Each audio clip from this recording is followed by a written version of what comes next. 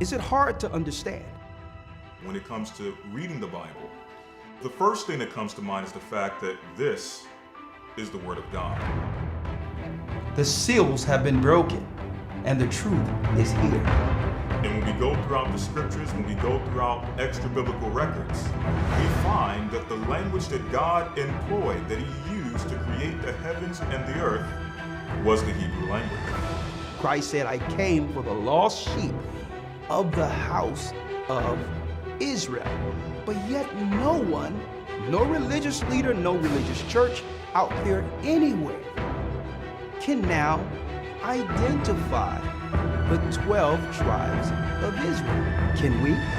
God is quite simple, but it seems as if man makes understanding Him hard. What are those mysteries? The truth of your book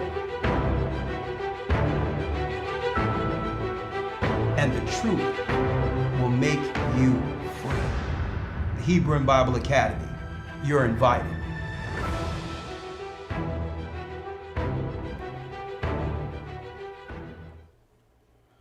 Hello everybody out there. I am Elder Rawchaa, and you are now tuned in to G.O.C.C Media. How are you guys doing out there today? Hopefully everybody is blessed and okay. Yes, we are in the place to be, where you want to be tonight, so you can understand what's going on, real time and biblical prophecy. Yes, indeed. And I came right in from the homestead, from the garden. And, so I was grinding right there. And then I came in here. I already had my show prepared since last week. But, I got a lot going on sometimes on this homestead. So, that's just how it goes. So we out there, getting these moringa trees, duplicated. And my children planting oak trees and things like that. So teaching them how to, labor in the garden or whatever the case may be. So, yes. So I said, let me come in here. Let me throw some linen on real quick and give the people what they need. Feed the sheep. You know what I mean? So, yes, I am here, and I'm happy to be here with you. I'm happy to see you guys today. Like I said, hit that like button as you guys come in. Hit the like button, all right? So, tonight, we're going to talk about what I spoke about last week. Last week I was saying that I was going to come on here and tell you about a story, a real story, a true story about how the Most High had mercy on our people even in the times of ancient Babylon. And I said I want to actually go into that passage. Sometimes I like to come on here, guys, and just go into the passage itself and just read to you guys like Ecclesiasticus, just different things, and break it down scripture by scripture. You know what I mean? Yes, we do the precept upon precept. We do that all day, every day. But sometimes just going through just to give wisdom, because some people, they don't actually understand how to actually go through these, this Bible or whatever the case may be. Whether you're a beginner, a Christian, whatever the case may be. So I got my Josephus tonight. I'm going to try to find the passage for you to follow along, and hopefully you get the correct version. But if you want to prepare yourself, in the event that I don't find it, and I probably should have had it okay already, but that's my fault. I'll take the blame for that. But yet and still, you're still going to have a powerful lesson, and I think you're going to learn something. Okay, so before we go into it, it's going to be because I have a few announcements. We're in the book of Josephus, and this is the one that I have. It's all beat up. I read this thing about twice. Okay. A lot of information in there. Okay. When it comes to conversion of these Jewish people out there. I mean, this is a powerful book. This is one of my favorites outside of the book of Jasher that I read in my youth when I was over there in Egypt. Okay. I was able to read this whole thing. No joke. So it's some powerful information in there, but you forget some of the stories from time to time. You do forget some of the stories from time to time. So, you have to put yourself back in remembrance. So it's going to be the Antiquities of the Jews, book 18, chapter 9. Again, let me repeat myself. You can either pull it up on the internet. I'm going to try to get it for you as well. Or if you have the book of Josephus yourself. Antiquities of the Jews, book 18, chapter 9, starting at verse 1. Now, we're not going to go into it just yet because I have a few announcements and I do have some links to show. So, I have some links to show. I'm going to speak about that one a little later. Okay. So, but I do want to go really quick because we are getting ready for enrollments. I want to go really quick to our Hebrew and Bible Academy really quick, if you guys don't mind. I'm going to go really quick to historytimes.org, okay, because they're going to be taking enrollments pretty soon. All right, so historytimes.org, for those of you who may be new, let me bring my mic up just a little bit, okay?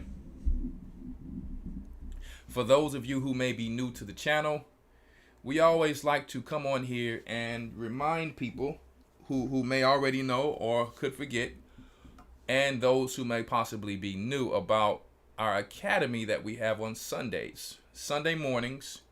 So if you like to go to church on Sunday, even though the Sabbath is on Saturday, it's okay.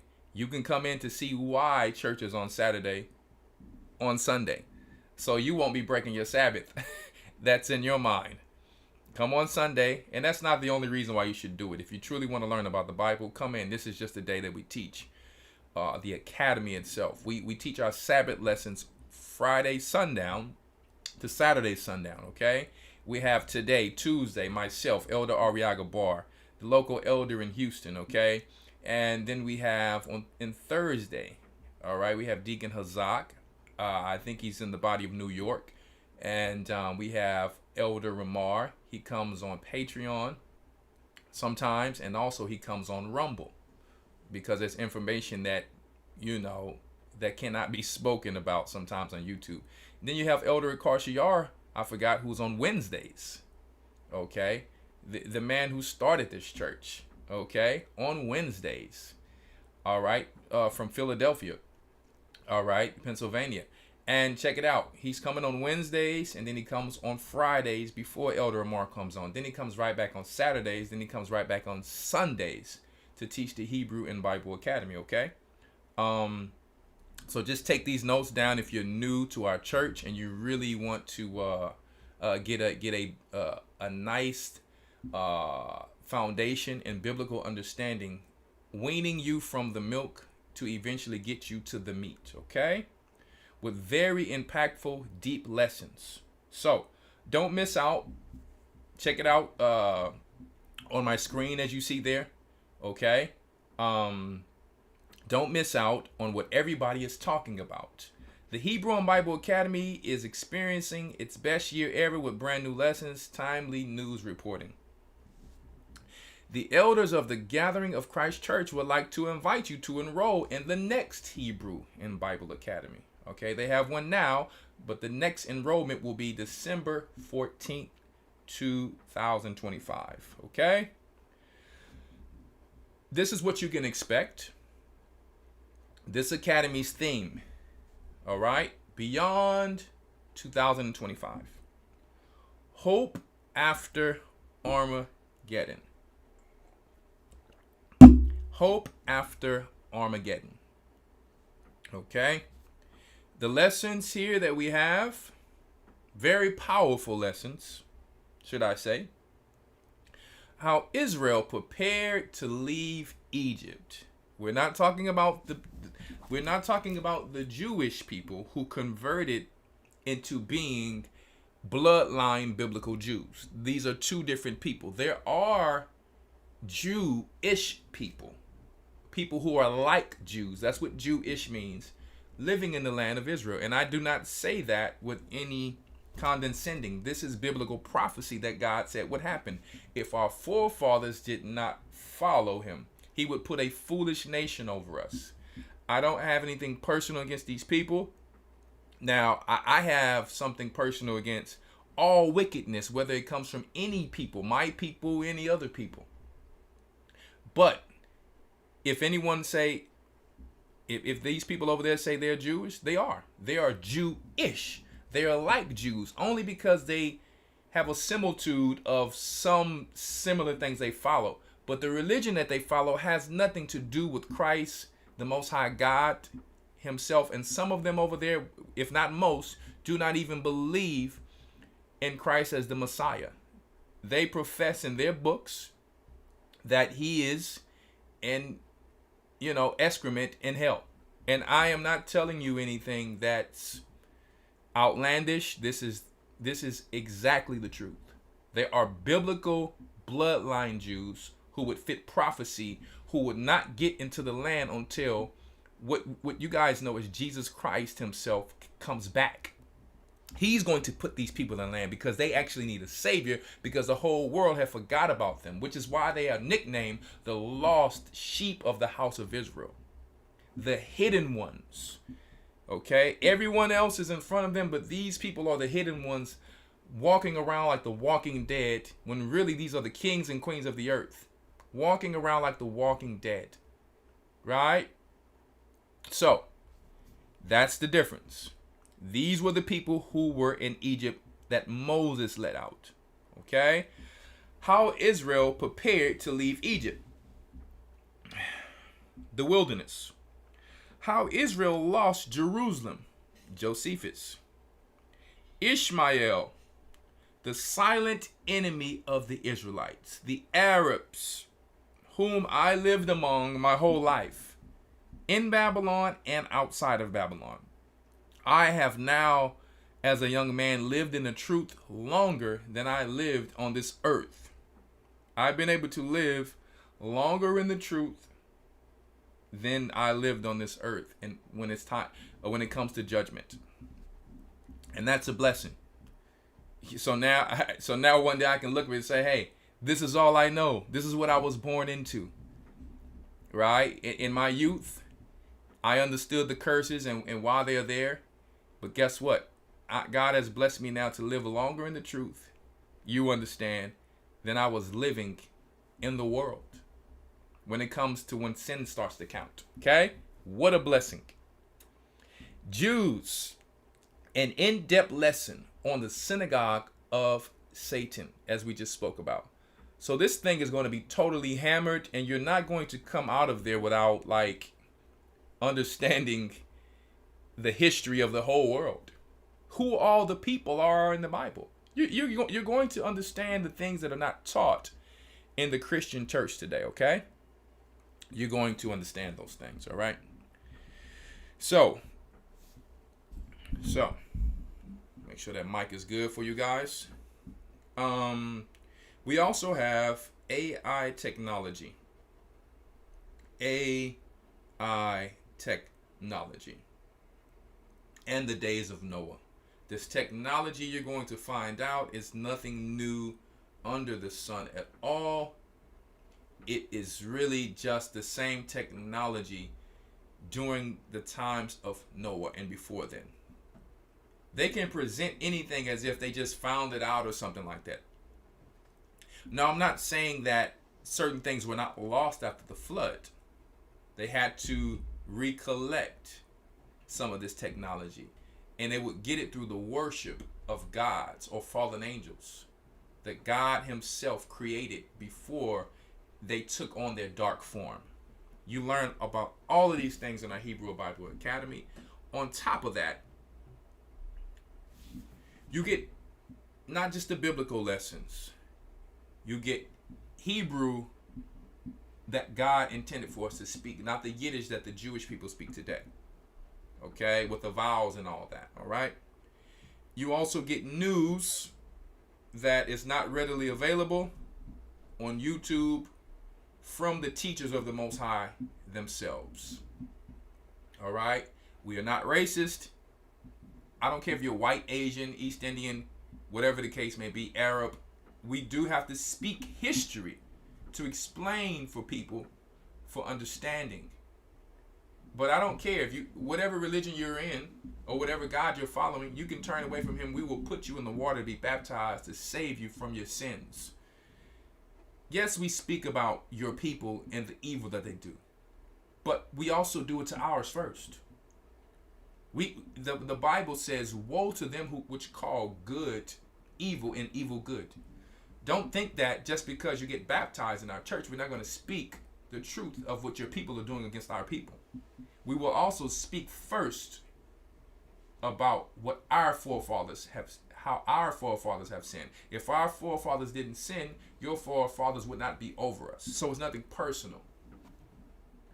Okay? It's just family business at the end of the day. But if you want to get your soul saved, you're in the right place. I'm going to tell you, no one else except for a few people are going to tell you what's going on in the earth today. That is just the facts. All right? Now, just for the time's sake, it is 3 months. Okay?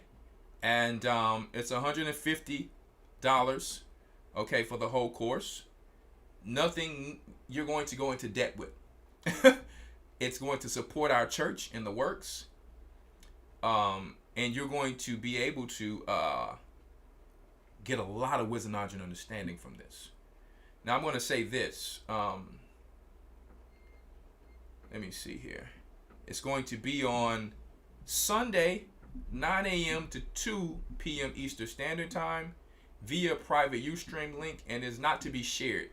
This is for you because you are searching out your soul and salvation. This is not for you to share with your whole family. This is more of a student type of platform, like a school.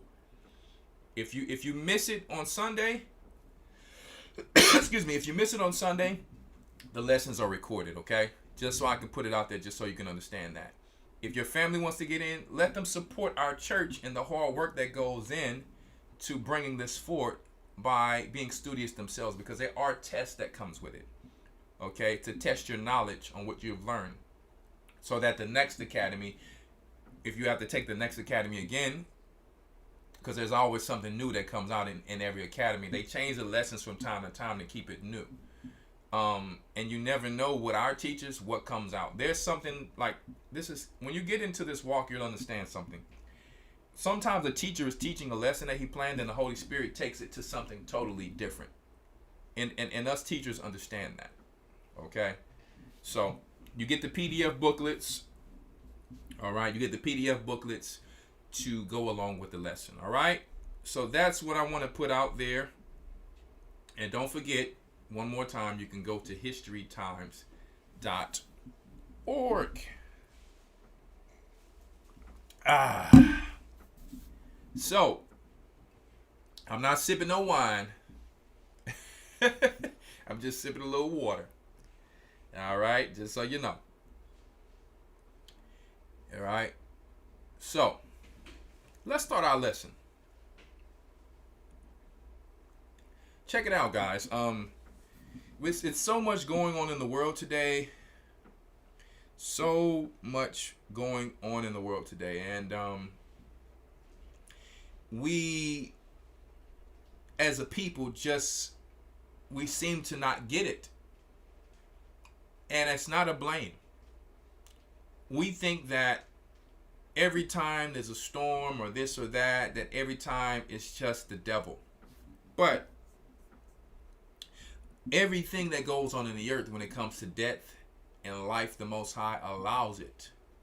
He can stop whatever he wants to stop when he wants to. You understand? And he can allow what he wants to allow. It's just like a parent who has children in the home. They have been being very lenient on them to a certain degree, giving them a certain freedom. Still having those expectations, because who much is given, much is required. So if the mom or the father is going to work, doing what she needs to do to provide, right?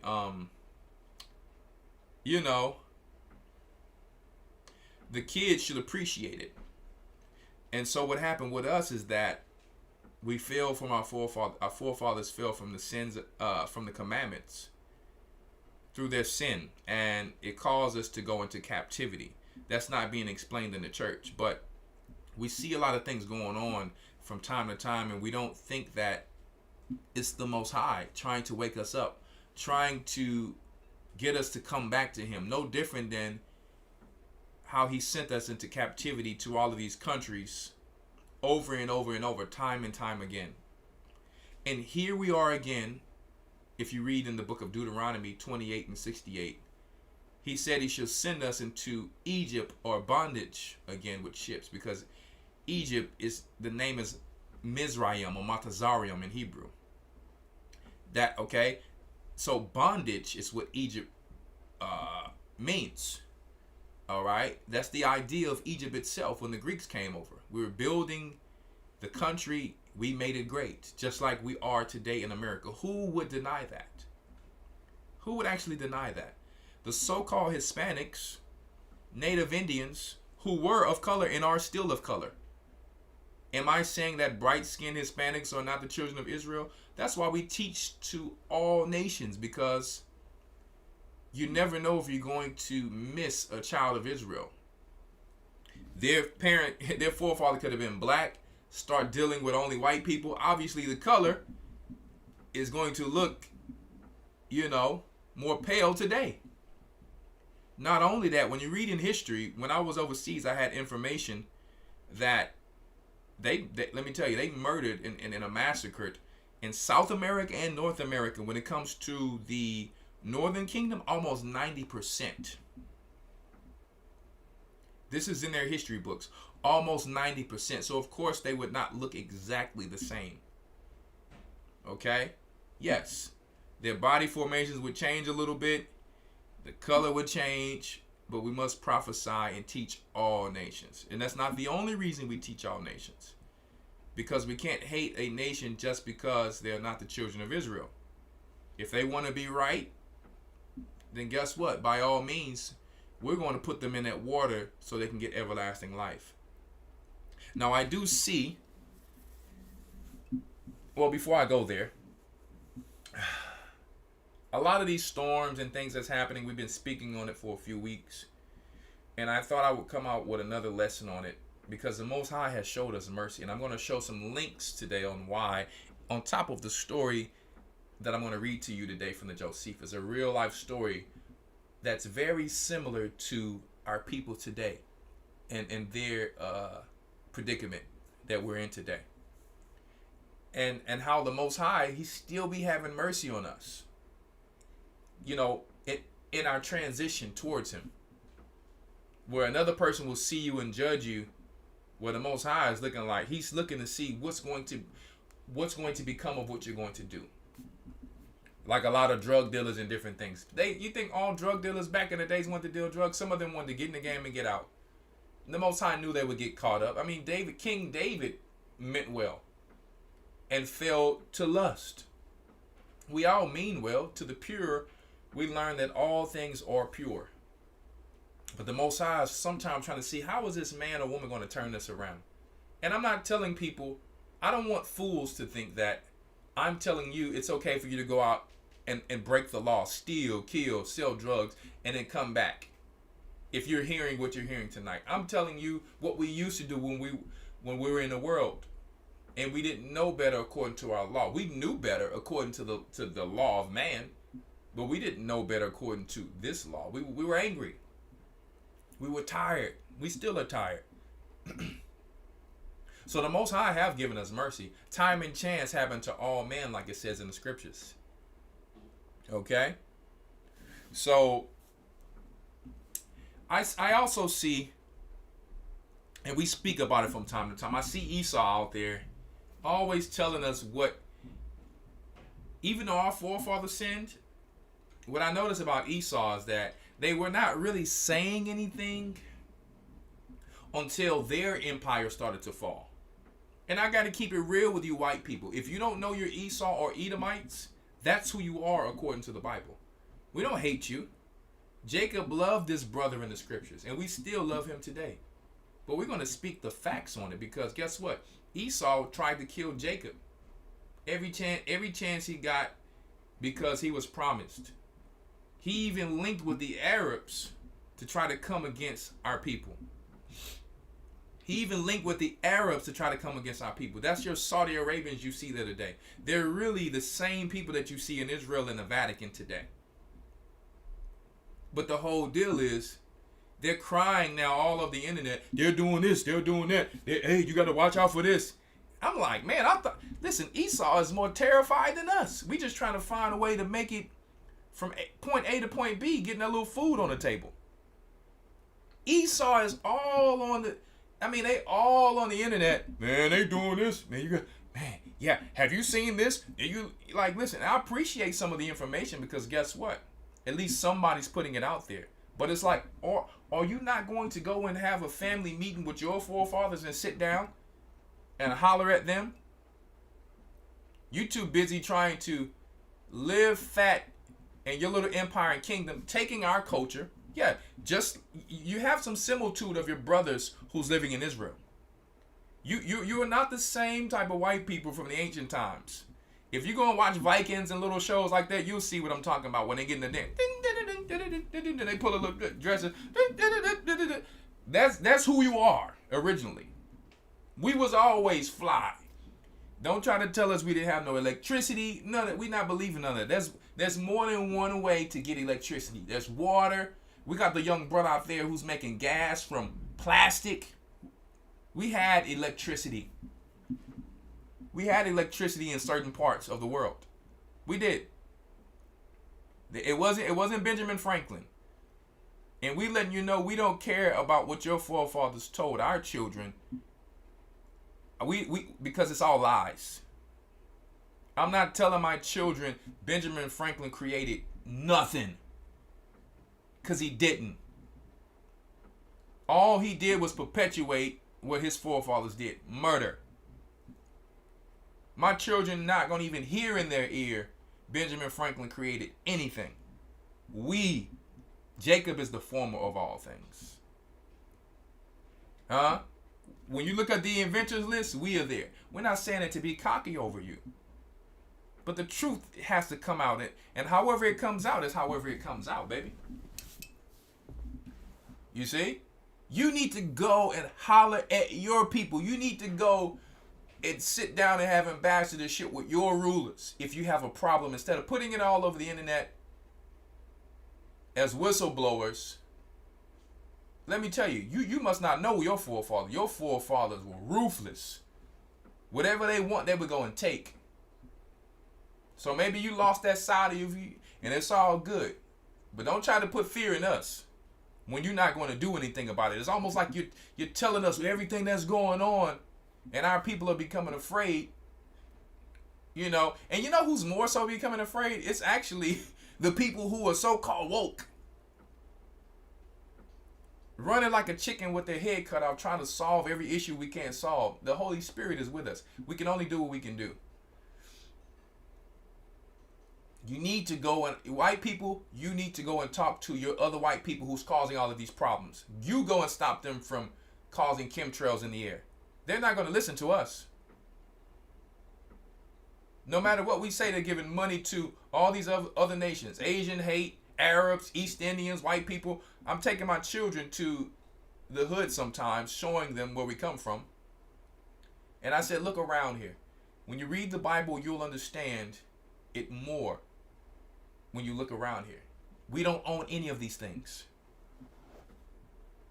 You don't think about it as you drive through. You're just going by, getting your groceries and doing all these things. We don't own any of it.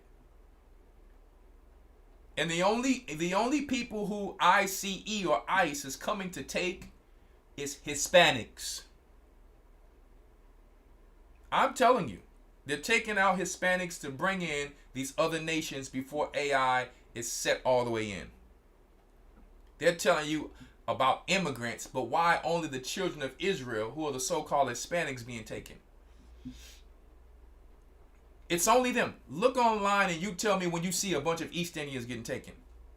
They might put some AI out because they hear what I'm saying tonight to make you feel like they're taking some of them. Trust me, everything in Babylon has always been owned by the other nations. And I'm hearing on the ground personally. I'm not telling you some rumors. I am hearing on the ground in Texas, California, what's really going on. They're only taking our people.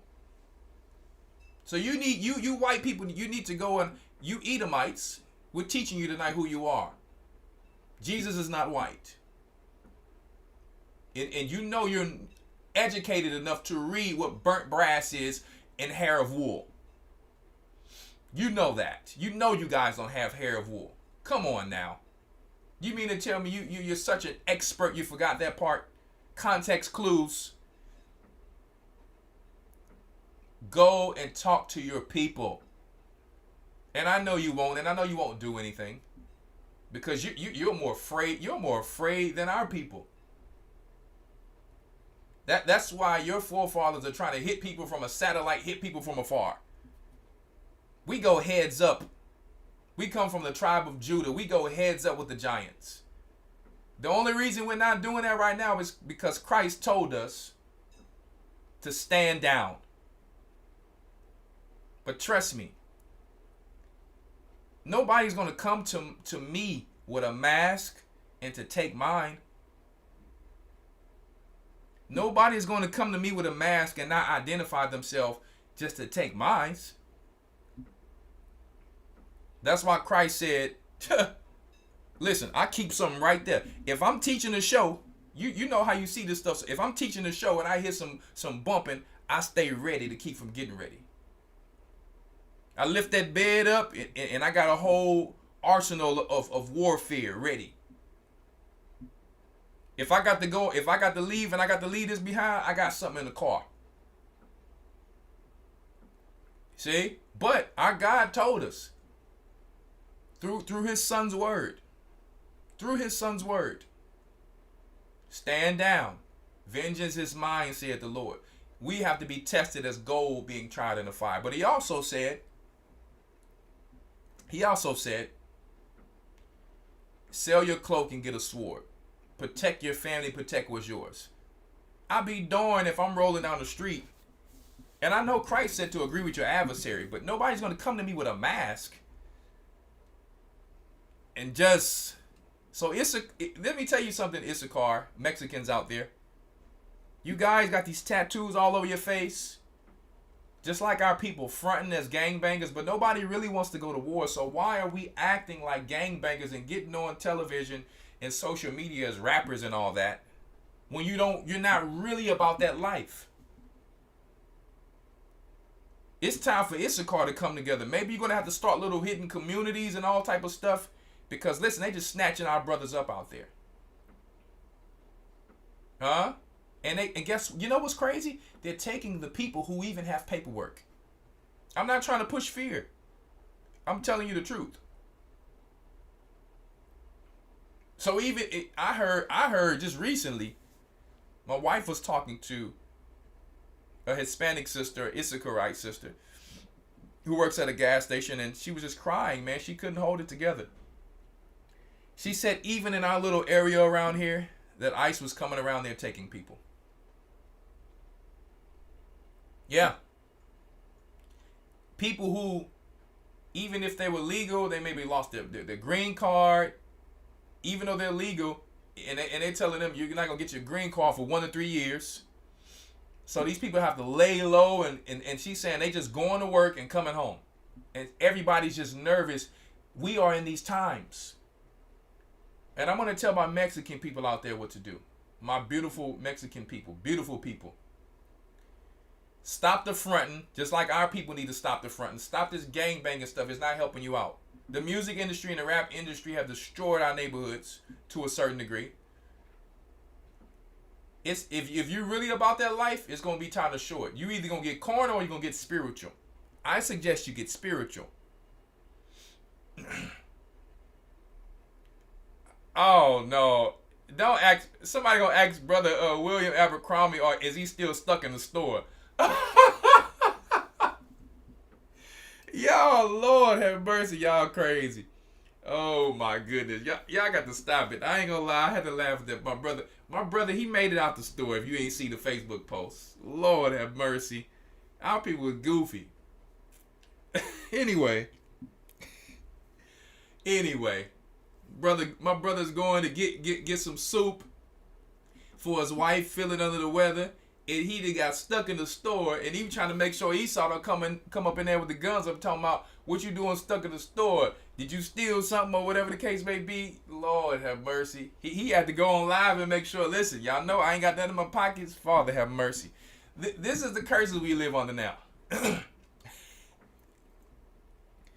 Right? Anyway, so Issachar is going to have to stand up for each other. And you know another thing? I'm going to tell you why I'm saying this. The main reason why I'm saying it. A lot of the Mexicans and Issacharites, God called you Issachar, not Mexicans, just so you know. Issachar. Read in Genesis 49. The tribe of Issachar. A lot of Mexicans, not all, because a lot of them love us, but a lot of them and a lot of the northern kingdom is still racist against Judah. Still following the other tribes and still acting like they're cool with us, but not really. So our God he said that he was going to bring the northern kingdom and the southern kingdom together as one stick. So now, when they were talking about, we're not going to forget, I'm going to bring you back. I'm going to bring you back. You remember when Issachar and the Mexicans were out there talking about, we're not going to forget when y'all didn't come out there and protest for us. And they were talking all of that mess. And I'm not saying this because we're looking down on them, but never talk down on your brothers. You don't know what we've been through the same thing you've been through here, if not worse. Huh? And guess what? I can speak on this. I got Northern Kingdom in me. I got Northern Kingdom in me. I have Levite in me. For sure. So I got both of the bloods in me. So I can speak on this. I can relate to both sides. You cannot, because it's just about being real. You cannot talk down on your brothers, the black, so-called black people, when Mexicans are black too. When you're reading in the book of Kings and Chronicles and all that, when a lot of the times when it's talking about the northern kingdom, Ahab was a Mexican. Ahab was a Mexican. He would have been a black Mexican at that time. When you guys are reading in the Bible about the northern kingdom, those would be your so-called Native Americans today. You had the southern kingdom, what people call black today, when everyone's black. Everyone mostly is black, outside of the white people who have colonized. Okay?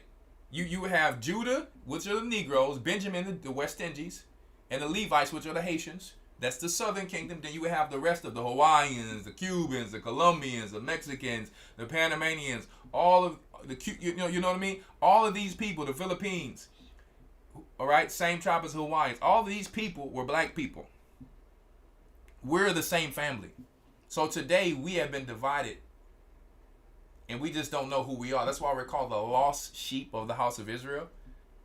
So the Mexicans were, oh, we're not going to forget about this. Guess what? Because you were acting like that in your pride, now look what the Most High is causing on you. He's allowing the devil to do to you. He's allowing you to see what happened to us in slavery. How they threw our babies to the alligators. How they raped and robbed and pillaged us too. We already went through this multiple times. It's time for you to respect your big brother Judah.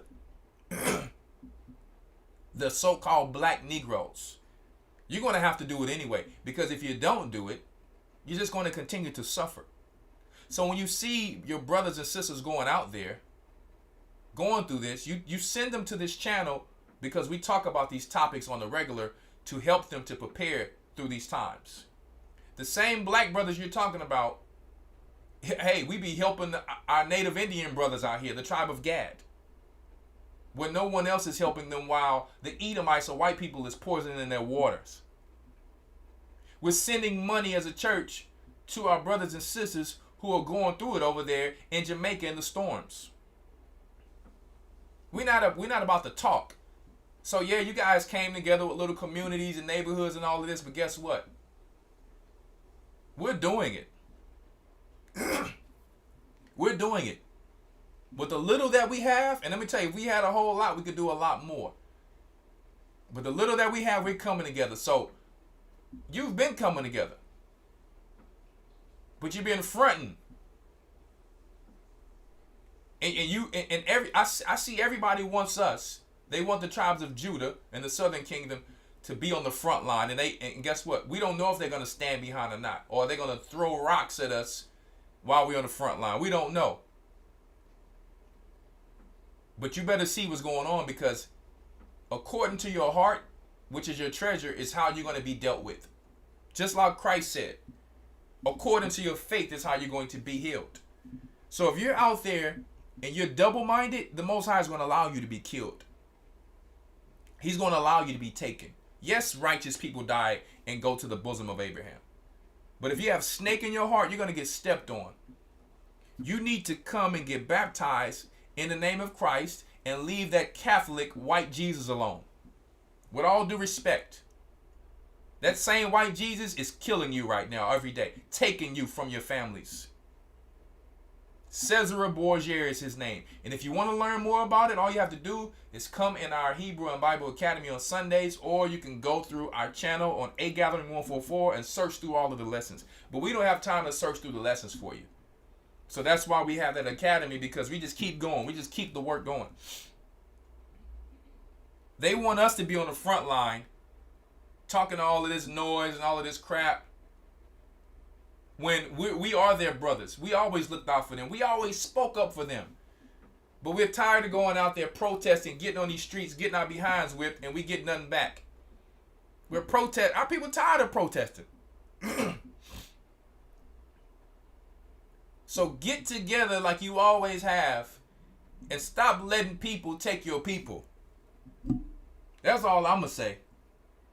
And if you ain't ready to protect yourself, you better get some plans to stay out the way. You might want to go do the same thing you're doing in Mexico. Start some little communities in the woods somewhere and on the low. Because guess what? The sword is out. But the Most High had mercy on us. We have to have mercy and love on each other now. Huh? So I'm going to leave it there. And I'm going to start going through my links. Okay? I'm going to show you, because I'm active in social media, so I get this news. But first I want to start with us. And how the scripture says that women and children would rule over us. One moment. Let me get that scripture.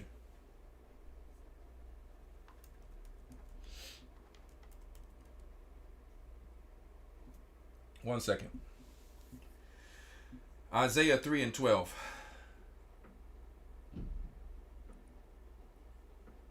Isaiah 3 and 12. Let me get this for you first. Fair use, educational purposes only.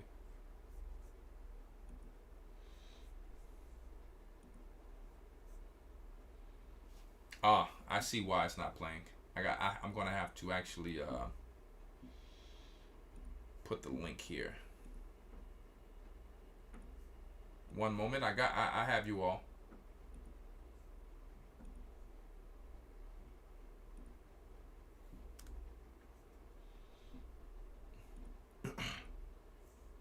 Make sure the volume is there. Because we take over the news now, so some of our people are putting news up now. But I thought this was very disturbing. And we can't say that Christ himself, and we didn't learn in the church that the Most High God didn't tell us to love each other, because he did. So let me get this scripture, Isaiah 3 and 12.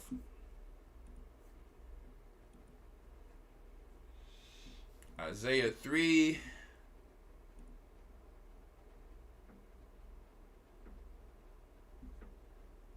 Sorry, I went to Isaiah 12 itself. Oh, sorry. There we go.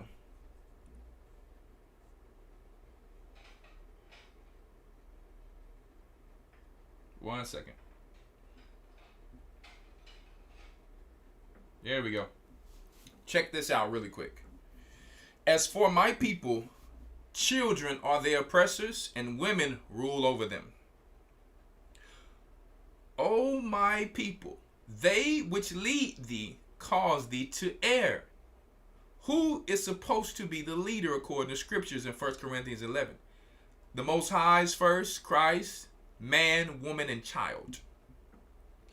We are tired of women, evil women, because we have righteous women. We're not talking, we can't include our righteous women with the evil ones. We're tired of women in the spirit of evil and Jezebel, just not admitting to the fact that they're a big part of what's going on, and we're not blaming them. But what can they do to help? Start letting the men take the role in the lead again. Because if not, you'll be left behind in your children and what's to come. You'll be destroyed. I'm not saying that because I'm saying that. I'm talking according to scripture, how our God starts at his sanctuary with his people, I mean. He starts with the men, the women, the old folks, the children, all that, the young. What do you think is going to happen to children like this? As a matter of fact, one second. Watch this.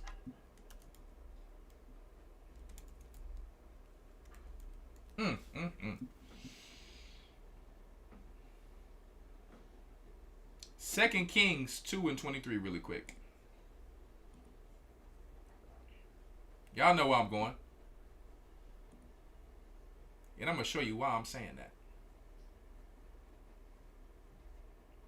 I'm going to show y'all. Yeah. Oh, my God wouldn't do that, huh? You ain't read the Bible to know what your God would do. And I'm hearing more women out there saying, I want somebody who's going to tell me like it is in the Bible.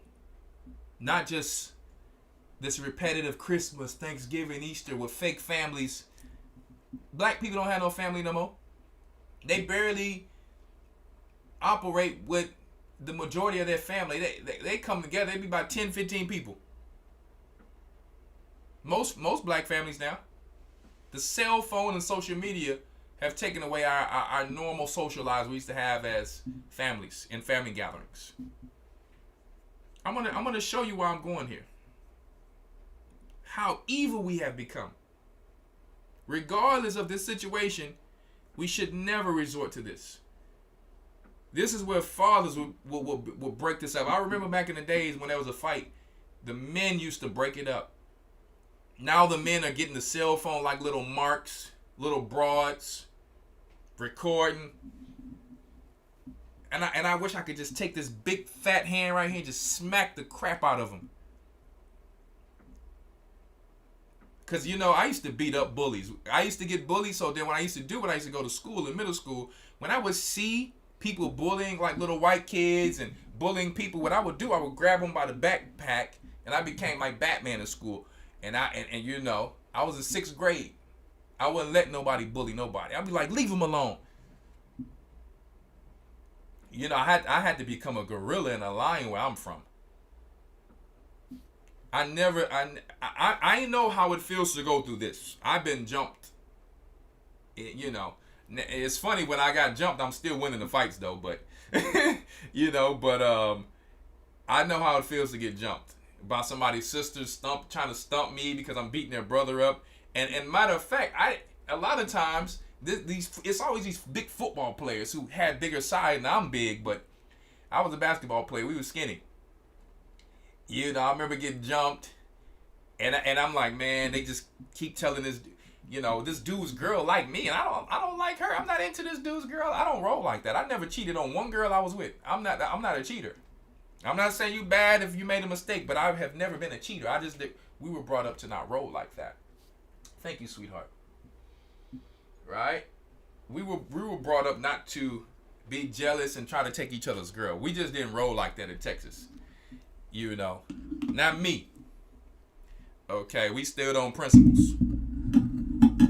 But the whole deal is, I know how it feels to get sisters stumping me because I'm hitting a brother. Boom, he's falling like 10 feet away.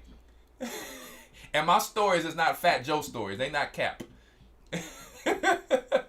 I just so happen to be a little afraid because I'm like, this dude big. I don't want to fight. I'm not really a fighter. But when I hit him, I'm like, man, I got a little power in this thing. I didn't realize I had all this power. And now we resorted later, and we still at the same place, especially an evil place like these murder capital places like Chicago. Check this out. Sad, sad, sad. I don't care if this lady done something or whatever. Our children should be more in line to know this is not the way to go. This is demonic. This reminds me of the Passion of Christ movie where the little kids were hunting Judas and all that. More, what you want, Shamar? Fair use for educational purposes only. And religious purposes to teach our people, thou shalt love thy neighbor as you love thyself and honor thy elders. Someone could have died in this situation. The Most High had mercy on us. Don't say he didn't have mercy when he starts bringing judgment for stupid crap like this. Shamar, look at her. Come on. Look at them ankles, boy. Shamar, look at that. Junior. Julia. Excuse the dirty language and the filthy profanity of these little demons whose parents were not there for them.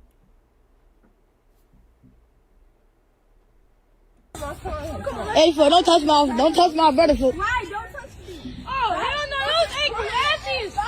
Look at them bitches, man. These kids cannot be in more than late elementary or early middle school.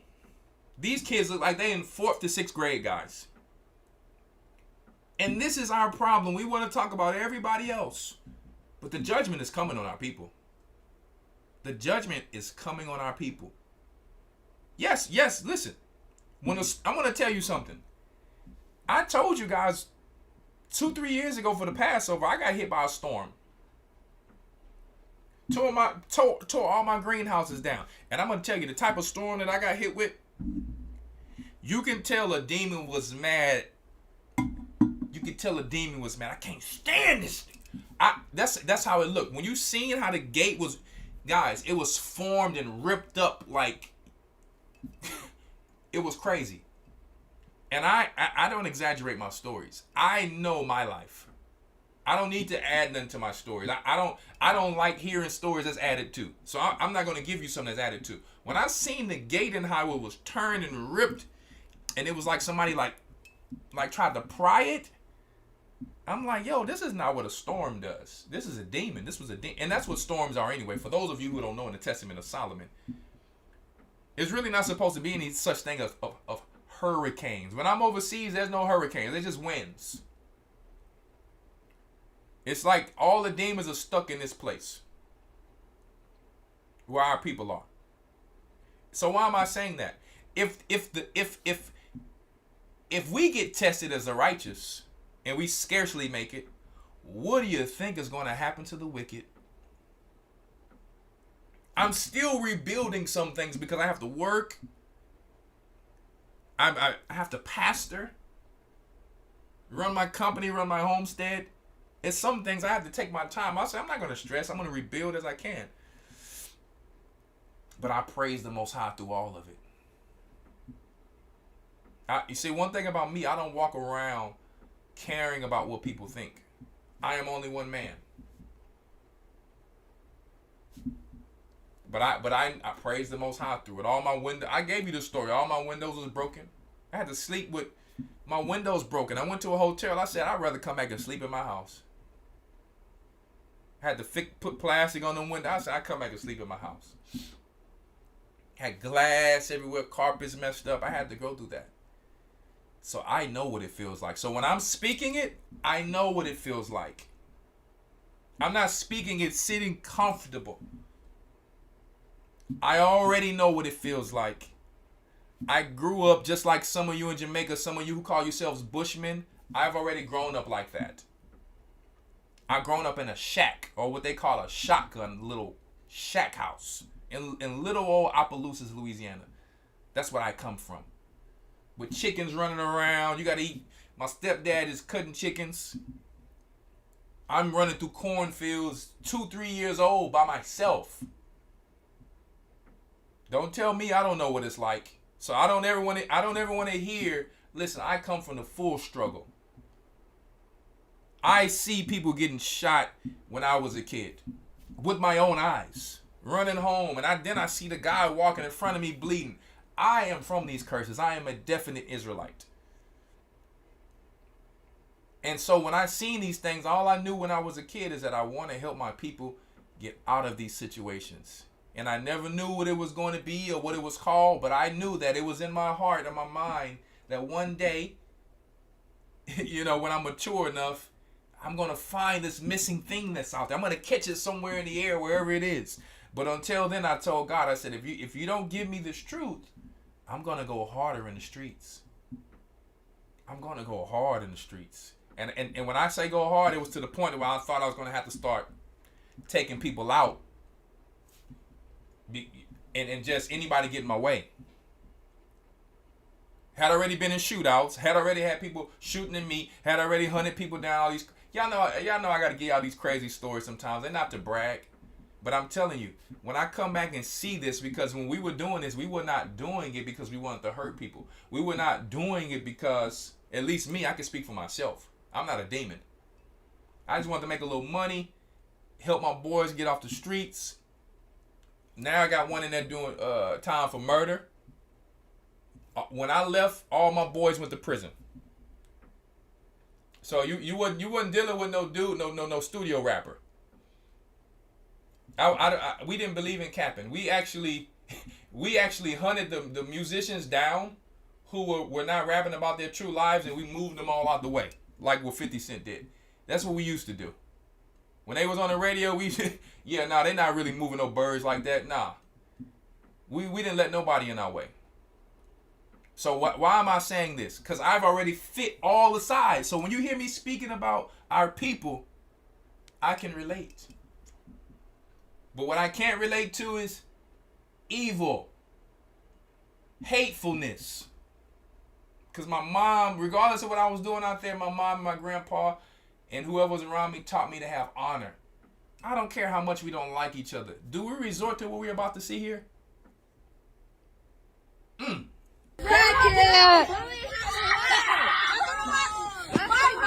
She has a daughter and a son right there. I remember when I was just in elementary in Beaumont, Crips and Bloods circling me and Malak around. At least 20 people. Ask Malak if I'm telling a story. When I would be just a little kid on the way home, and they trying to jump me, and I'm just a little kid. So I was afraid everywhere I went. And tell somebody just keep pushing me to the point. Then when I finally get in the fight, I'm in line, for example, in elementary school. They just trying to bully me for no reason. What you see here. There must have been something in all of us that these demons knew to try to push us all away from where the Most High wanted. It had to be, because when I look back, hindsight is 20/20. I'm like, now I see why people kept messing with the righteous who were already called. And even though we didn't want to fight or do nothing to people, until you push us to the point. And then I finally fight back this little boy and I beat his behind. The principle back then, because my aunt signed for us to get whippings. If you didn't bring your homework, you get paddled. You get in trouble, you get paddled with the wooden paddle. We had to get on the wall. He took a tennis racket. Big old black man with an afro. Wow. Now, obviously, I was crying. He was a big old black man. I felt more bad for the guy who was picking on me than myself. I never forget these moments. I felt more bad for him because he was throwing up. He was throwing up. He was going through it. But he tried to pick on me, and I'm feeling bad for him.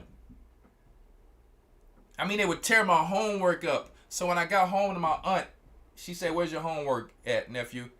I lied to her and said I don't have no homework because I was more afraid of them because they had gang members. Let me tell you, our neighborhoods are so evil. When we stop following the Most High, this is what we had to live in the book of Deuteronomy chapter 28. I got a box fan in the window in the projects. I come outside, I hear gunshots every night. When I come outside, there's a black and red flannel on the ground and with blood on it. Right in front of my doorstep. So don't ever tell me when I'm bringing this out, I can't bring it out or I don't know what I'm talking about. That's what made me who I am today. No fear. Now, I'm not a crash dummy, but you ain't pulling up with no mask and just taking mine. I'm going to tell you that right now. And I'm not going out like no chump. Now, when I come back to see this, I'm like, man, that's why fathers need to be in their households. I'll be damned if my son, I will work so hard my son don't have to go through what I went through. Now, I'm not going to spoil him. He ain't going to be no Mark. That's what the homestead is for. It will make a soldier and a warrior out of you. But I'll be damned if my children go through bullying somebody else or getting bullied. And then we crying about what the white man is doing to us. We have to fix home first. Because if not, you're going to create little nigglets. Other bitch, Mark. That's the dad. That's the dad.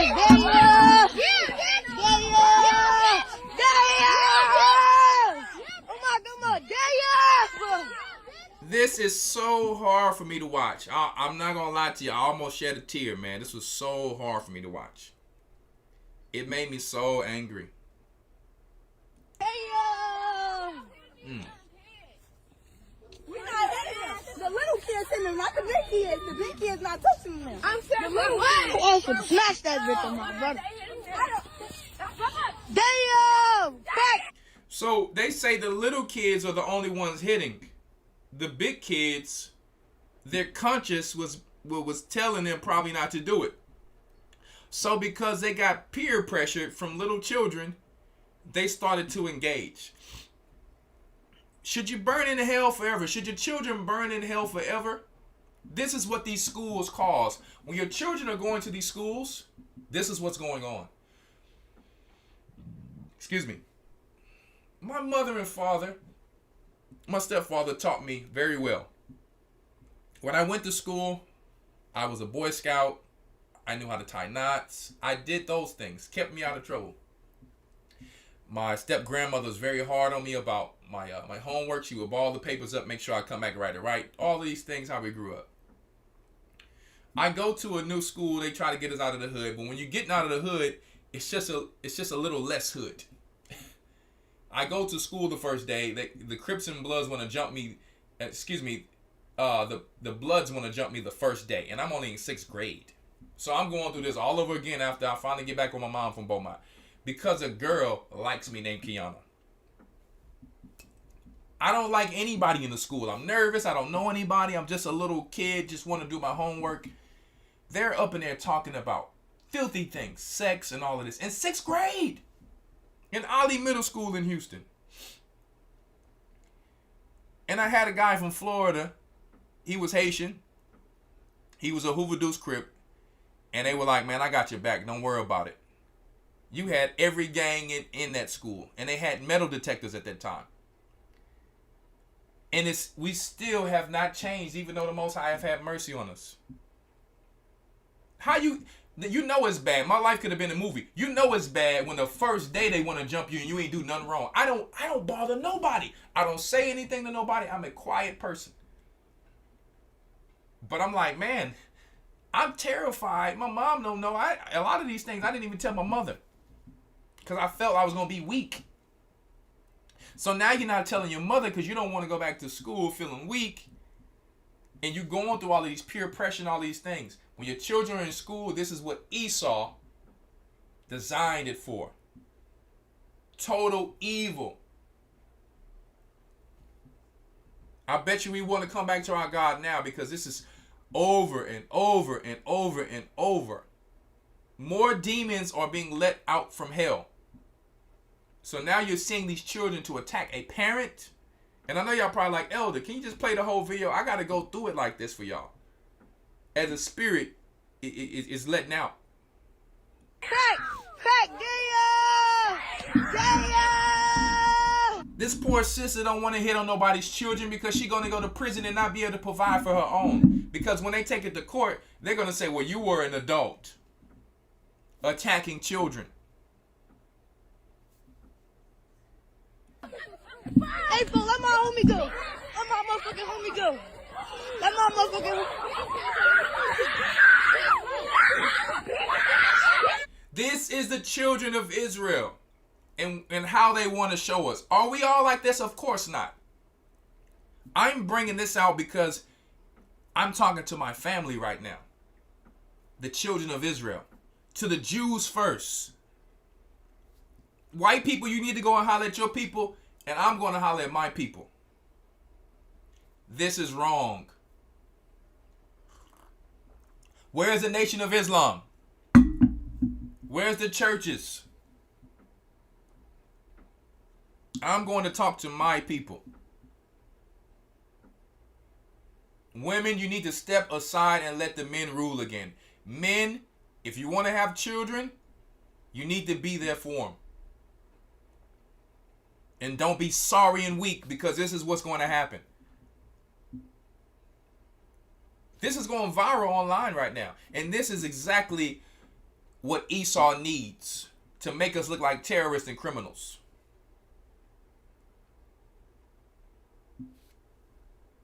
And of course, we're not all like this. Not having jobs, not having proper education, dropping guns off in the neighborhoods. But we still have choices to do the best we can with our children, regardless of our situations. You need to know what's going on with your children at school. You can't just think just because they're going to school and somebody's schooling them. Yeah, somebody's schooling them, all right, on how to be evil. Because you're too busy at work and you're tired. Sit down at the table and have dinner with your children. Ask them questions. They're going to tell you yes, sir, and yes, ma'am, and go do evil. I can tell you that right now.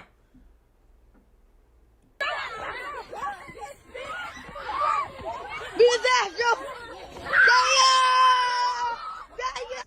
They've taken the son now, and now they're jumping the son. They're jumping on the mom. These are demons in these children now. Because the parents are not taking control of their own children. Chicago is just filled with total demonic energy now.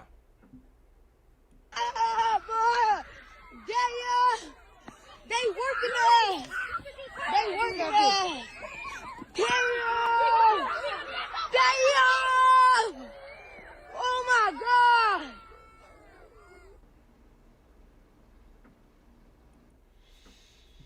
Thank you, brother. Whatever your channel is for putting this out. The Big Player Podcast. This brother's from Chicago. I don't know or not, but I thank the brother for putting it out there, because men right now who are seeing this video are very pissed. The judgment is coming for our people. It's going to start with us, as it already is. Let's go to really quick. Man, that was hard to watch. I'm sorry to play that for you guys, but I had to play it. This reminds me of when you didn't know the truth and you're watching The Passion of Christ, those little demonic kids that were coming to Judas. And I'm going to tell you, there's a holiday in Egypt called Eid in the Muslim world. What they do is they allow the children to roam the malls and the stores. And usually what me and Yurok would do is say, hey, we're not really going to travel out on this day because it gets really wild. They had certain days we really just didn't come out because the worship of their gods gets really wild and the Arabs are really wild. I remember going to a store accidentally because I forgot that it was Eid or whatever. And it would, guys, when I tell you it's thousands upon thousands of children because there's so many Arabs roaming the streets. And I remember, excuse me, when you talk a lot, this is what happens. I remember going through the mall, getting some groceries for my family. I'm just trying to leave or whatever the case may be. Egypt is really demonic. And I know Elder Rawchaa probably didn't go through that because he didn't really stay there as long as we did. We got to see every good, bad, evil in between. Now, there's a lot of good people there and a lot of good connections. But most of the people, I'm just telling you the truth, they don't like our people. That's the reality. You meet people who come to you from time to time and know who you are and all that, but most of the culture, they're not educated. So I'm not blaming them, but they don't like our people, and they're dealing with high demons. I'm walking out with my children, not bothering anybody, but it's a bunch of children just roaming the store, following us now, just because we're black. And my children are small at this time. Don't bother nobody. Their children would come up to us, try to say little curse words, say the B word, say F you, all this stuff. I remember rolling up to some of the Egyptians' house with my belt. I would take their children and tell them where do they live, where's your parents live. I would take them to their house and let them know, listen, if you don't discipline your child, I will. If they stick the middle finger up to my child again, we're going to have some issues. So this is what I was on. We in the stores, they chunking up the middle finger, laughing at my children. I go to the parents and let them know, hey, you need to check your children. And some of you may think, Elder, you're an angry man. I'm not an angry man. I'm gonna show you that I am nothing compared to what our forefathers was. Listen, ain't nobody touching mine. Ain't nobody touching mine. Facts. All right. So just like Christ said, you ain't getting forgiven for talking down on the Holy Spirit, which is that mother spirit. Who gonna let somebody mess with their mama? Who gonna let somebody mess with their wife or their children? Man, please. So as I'm walking out, I see security guards. And I'm saying, hey, security, these kids they're surrounding us. I'm talking about hundreds of children. I'm not exaggerating. We couldn't even go through, because if I want to go through, I'm like this woman now. It's like, I don't want to move one of these kids. That's not who I am. I'm a righteous man. And they're touching my children, playing around, touching, like grabbing the coat, playing around. Same thing you see here, that happened to me. I'm going to the security saying, hey, please somebody get, and I'm yelling, please somebody get these children. Tell them leave my children alone. I'm standing there, don't touch my children. That's how bad it was. They would not stop.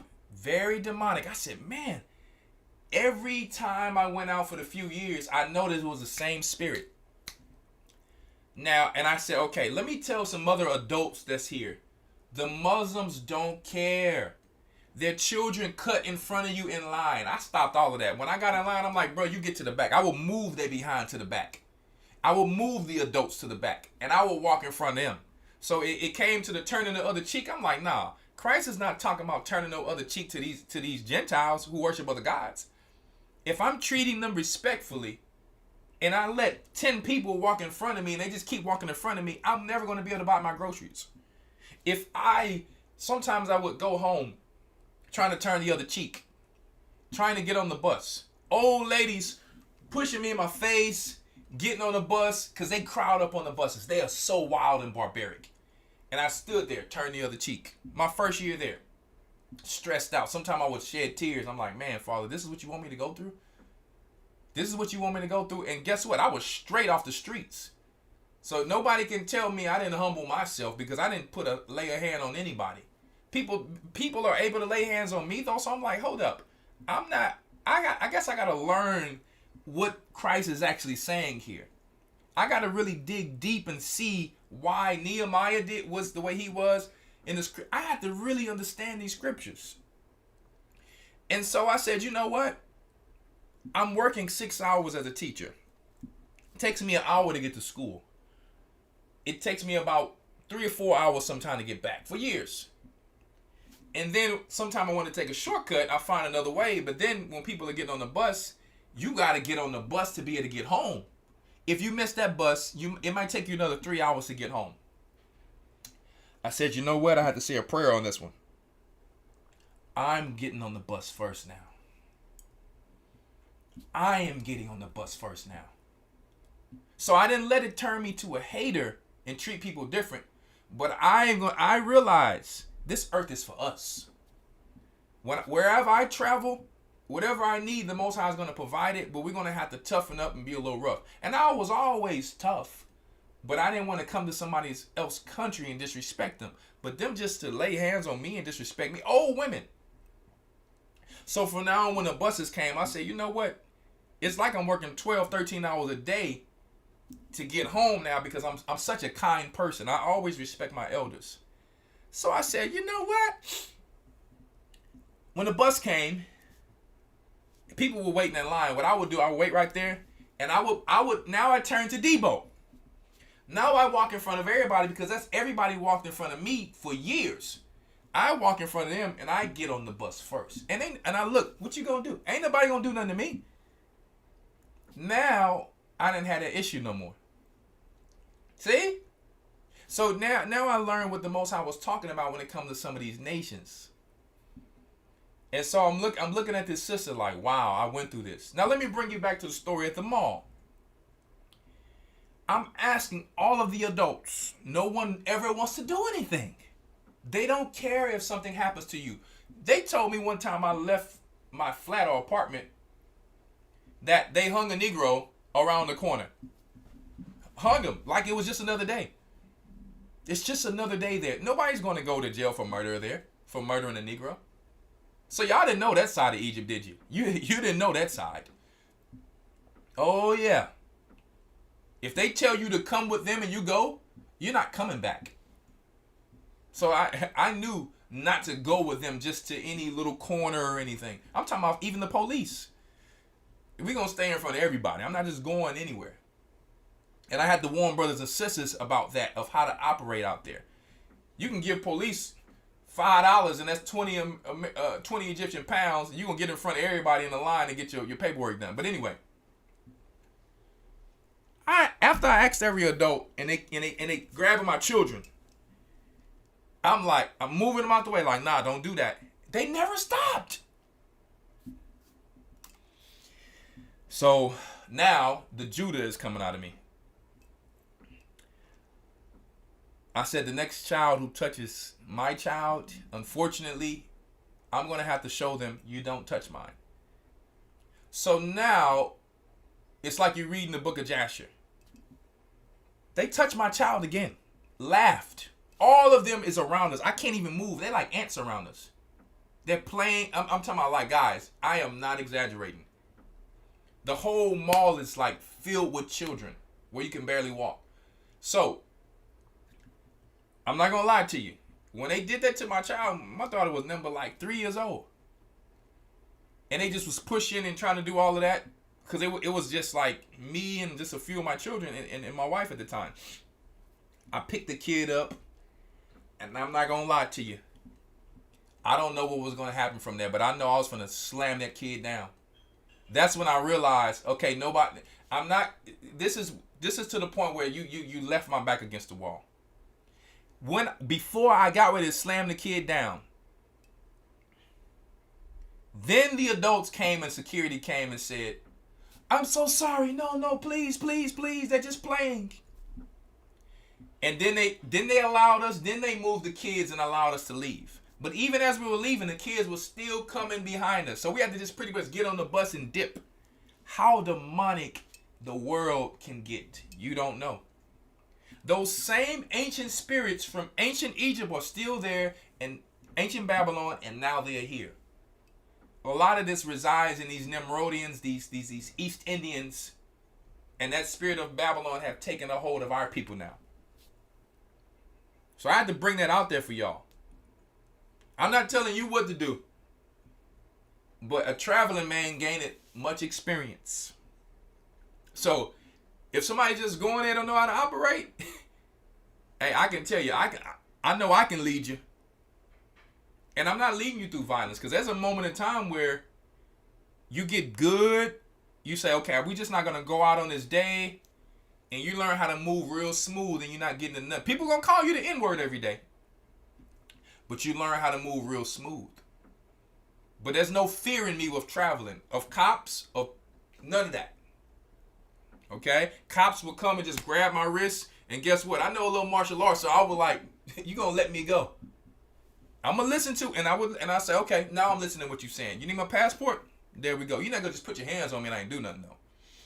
You see what I'm saying? So, let me show you that if you think what I did was wrong, you put yourself first in my shoes and put yourself in that situation. And then put yourself in the prophet situation here. Let's read it. 2 Kings 2:23. And he went up thence unto Bethel. And as he was going up by the way, there came forth little children out of the city. And I'm not telling anybody to mess with and do anything to little children. I think we can't get our own selves in these positions. We have to learn where we are, learn the atmosphere, learn the environment, and learn that, hey, you can't fight the whole world. But I'm just not going to let anybody just do anything to my children, and then they go outside afraid because daddy didn't do anything. Oh, it ain't going down like that. So these kids did less to this prophet, and the Most High sanctioned it and allowed it. Because you have to always honor the elders. And that's what I do in no matter what nation or community. Check it out.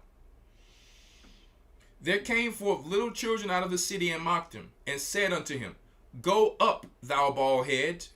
Go up, thou bald head. Just like they were messing with this lady and took a little wig off and all that. And he turned back. And Elijah was from the northern kingdom, said to be a Gadite or Manassite. But more sources say that he is a Gadite. Okay? And he turned back. Let me see. Is this Elisha? No, this is Elisha. Excuse me. Not Elijah. But he's still from the northern kingdom. Okay? So let's go back. And he turned back and looked on them. And cursed them. In the name of the Lord. And there came forth 2 she-bears out the wood. Who sent the she-bears? Because what does the scripture say about if you provoke or vex the poor man, his prayers shall pierce the heavens. The Most High protects his. And he did not count this as wickedness towards this man for cursing them. The Most High, through the angels, sent bears to these children and tear 42 children of them, and went from thence to Mount Carmel, and from thence he returned to Samaria. Now you tell me if what I just told you is not relative to these scriptures. What I just showed you is not relative to these scriptures. There's nothing new under the sun.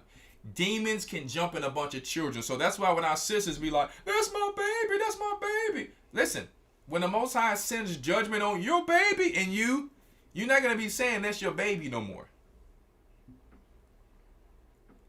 We already read to you in Sirach how it talks about don't be proud to have a bunch of evil children. Get off of this thing about the flesh. It's about souls. And guess what? We preach family. We preach family. I don't put myself in no position and where I'm going around for my children to be in this position. But where I was, I had no choice. There was nothing else that I could have done. I'm not going to let them keep tugging. I don't care what you say out there. There's nothing else that could be done. And guess what? I had already lived there for years to know what I'm talking about. There's nothing else. If no one else is helping you in a foreign country, let me tell you something. Let me teach you about these people in these other cultures. May the Most High rest his soul. My deacon over there, I got a deacon over there. I'm not gonna say his name, but he remembers this story. We were going to go and bury his son, and it's deep because the laws are very different out there. And I'm going to say it the best I can, but while we were trying to do this, the Egyptians were laughing. They were laughing. They were laughing, even though he just lost his son. They were laughing and the other adults did not do anything. And you don't know what I wanted to do to those children and to those adults. I actually was dropping tears and trying to hold my tears back because I realized that we're alone in this world. Although these people worship other gods, we don't hate them, nothing like this, but I'm going to tell you something. When I saw that, I realized, I said, we're alone in this world. We travel the other world, and even when somebody dies and perishes, they still have no remorse. This brother just lost his son that me and him, I found a way going all over town with him to try to find how can we bury his son, because he passed through a health situation. And they were laughing. And so that's when I realized, I said, man, there's nothing, even though when I joined this truth, I said I can't let nothing get in the way from me finishing anyway. Not for vengeance or nothing, but just to make sure, because, man, we already living in a part of hell almost, in a sense, just to go to hell again. I'm like, man, if our forefathers would have only continued to follow our God, maybe our spirits would have came through in a different way, in a better life. Man, we went through some things out there y'all don't even know. Y'all don't know the half. Y'all hear the stories about me having to defend myself, and maybe you think I'm cool, or I don't say it to be cool. I don't like to put hands on people. But I'm going to tell you, we went through more than that. We went through more than that. So to be here, woo boy, to be here, like your rock held it down, me, my Malak, the people who, Ramar, the people who are still here. Now some people don't have those type of stories. So some people can say, oh, I didn't go through that. Okay, you didn't go through that. But you live in a place long enough and you travel and go everywhere all over the place, there's something you're going to go through. I went to Europe. A man pulled a knife out on me. And we didn't do anything wrong. It's me, my brother who sings on a song to Zion, Brother Rapayala, me and my brother. And I told y'all that story, how they tried to pull a big old knife out on me and take me out. And I still walked away. So don't get it confused. I walk away. I know how to handle myself. I don't have to walk around with a pistol all day. I know how to use these, and I know how to actually do that. 1 against 6. Without being some false reality movie. I'm going to be all right. You get hit, you get hurt, but you make it out. But I know how to walk away. Because we could have took him out that night. But look what I told you when I told you that story. How that ended up. I told my brother, let's just walk away. And the next time me, him, and Ralph seen the person, he was sober-minded and he came to give us a hug. Because we thought we were going to have to beat him down on the dance floor because of what he did the night before. But he came and gave us a hug, and we looking at each other like, our hearts was like, whew. We didn't want to have to do that in front of all these people and protect ourselves. We thought because this is his place, he going to just come and still try to finish what he tried to start the other day. But no, through our peace, he actually came and said, man, y'all some good brothers. I apologize. After he just tried to kill me. So I seen both sides. Right? And that's how we're going to have to be. We're going to have to lean on the Holy Spirit to know when we need to do something, when we not. Because I'm not going to be, and I'm going to read this story. I'm not going to be like they were in the Maccabees when they were resting on the Sabbath and the Romans came and dealt with them. The other Maccabees was like, man, if we don't deal with these cats, it ain't going to be no more Israelites left. We're going to have to learn how to lean on the Spirit to make it through these times. But why did I bring this out today? To show you the Most High already had mercy on us. The judgment is coming now for the things that I've just showed you. In these different countries, Philippines, LGBT, Jamaica, a lot of wickedness, witchcraft, Dominica, with Simeon. I'm going to show you.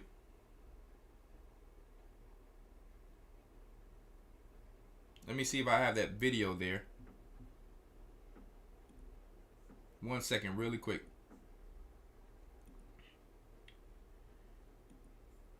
What are they doing in Dominica?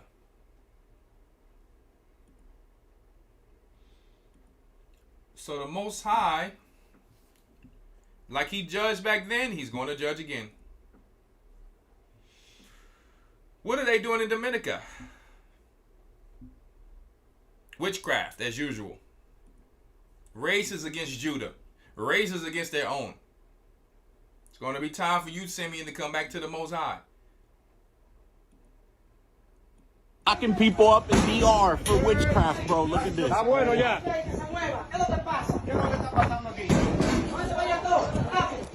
Miren, carajo, que un santuario satánico. Practicando una brujería aquí en mi municipio. El ejército. Brujería. Diario, mochando cabeza. Ustedes están todos detenidos. Mochando cabeza del pueblo y matando animales. Aquí se.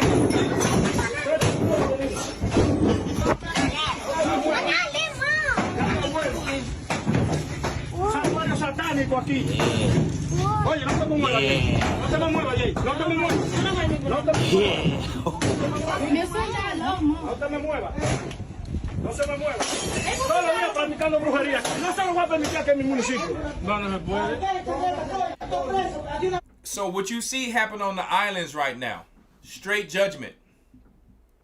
Judgment is in Philippines, Cuba, Jamaica. It's hitting these places because of the sin. It's hitting America. It hit the snap. All that. They're taking Issachar. Guys, it talked about this in Baruch. It was going to be this stuff happening all over the earth. It's happening in Africa where they locking our people up. We're here now. Let me tell you, don't worry about the movies of the doom and gloom you see in the Hollywood movies. We're here now. We're going through it now. This is Jacob's trouble now. Just like the Salem witch trials and all that, when King James was getting rid of the witches and all of that, listen, the Most High have sent the Spirit out in the earth to deal with our people. And I don't get when you people talk about, oh, you're Israelites. I don't give a damn about nobody talking about Israelites all the time. I'm with Christ. I'm here to save the righteous. Israelites, some of these brothers, they just go out there and they just throw a rock in the pond and scare all the fish away before you can get a bait to the fish. Y'all miss me with that Israelite stuff.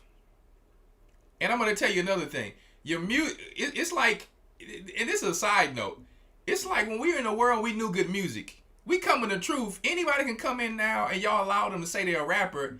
And because they saying the Most High name, the song has to go hard. That's not me. That's not the truth. I'm not saying that to say I got the best music. I won't do music if that's the case. But I'm not finna sit here and tell you just because a person saying the Most High's name, that song is good. We gotta stop that. This Israelite thing is like we lost our taste. It's some dude who was a nobody or some sister, no offense. Right? Because I'm not singling nobody out. But it's like we didn't let anybody do anything. We done with that.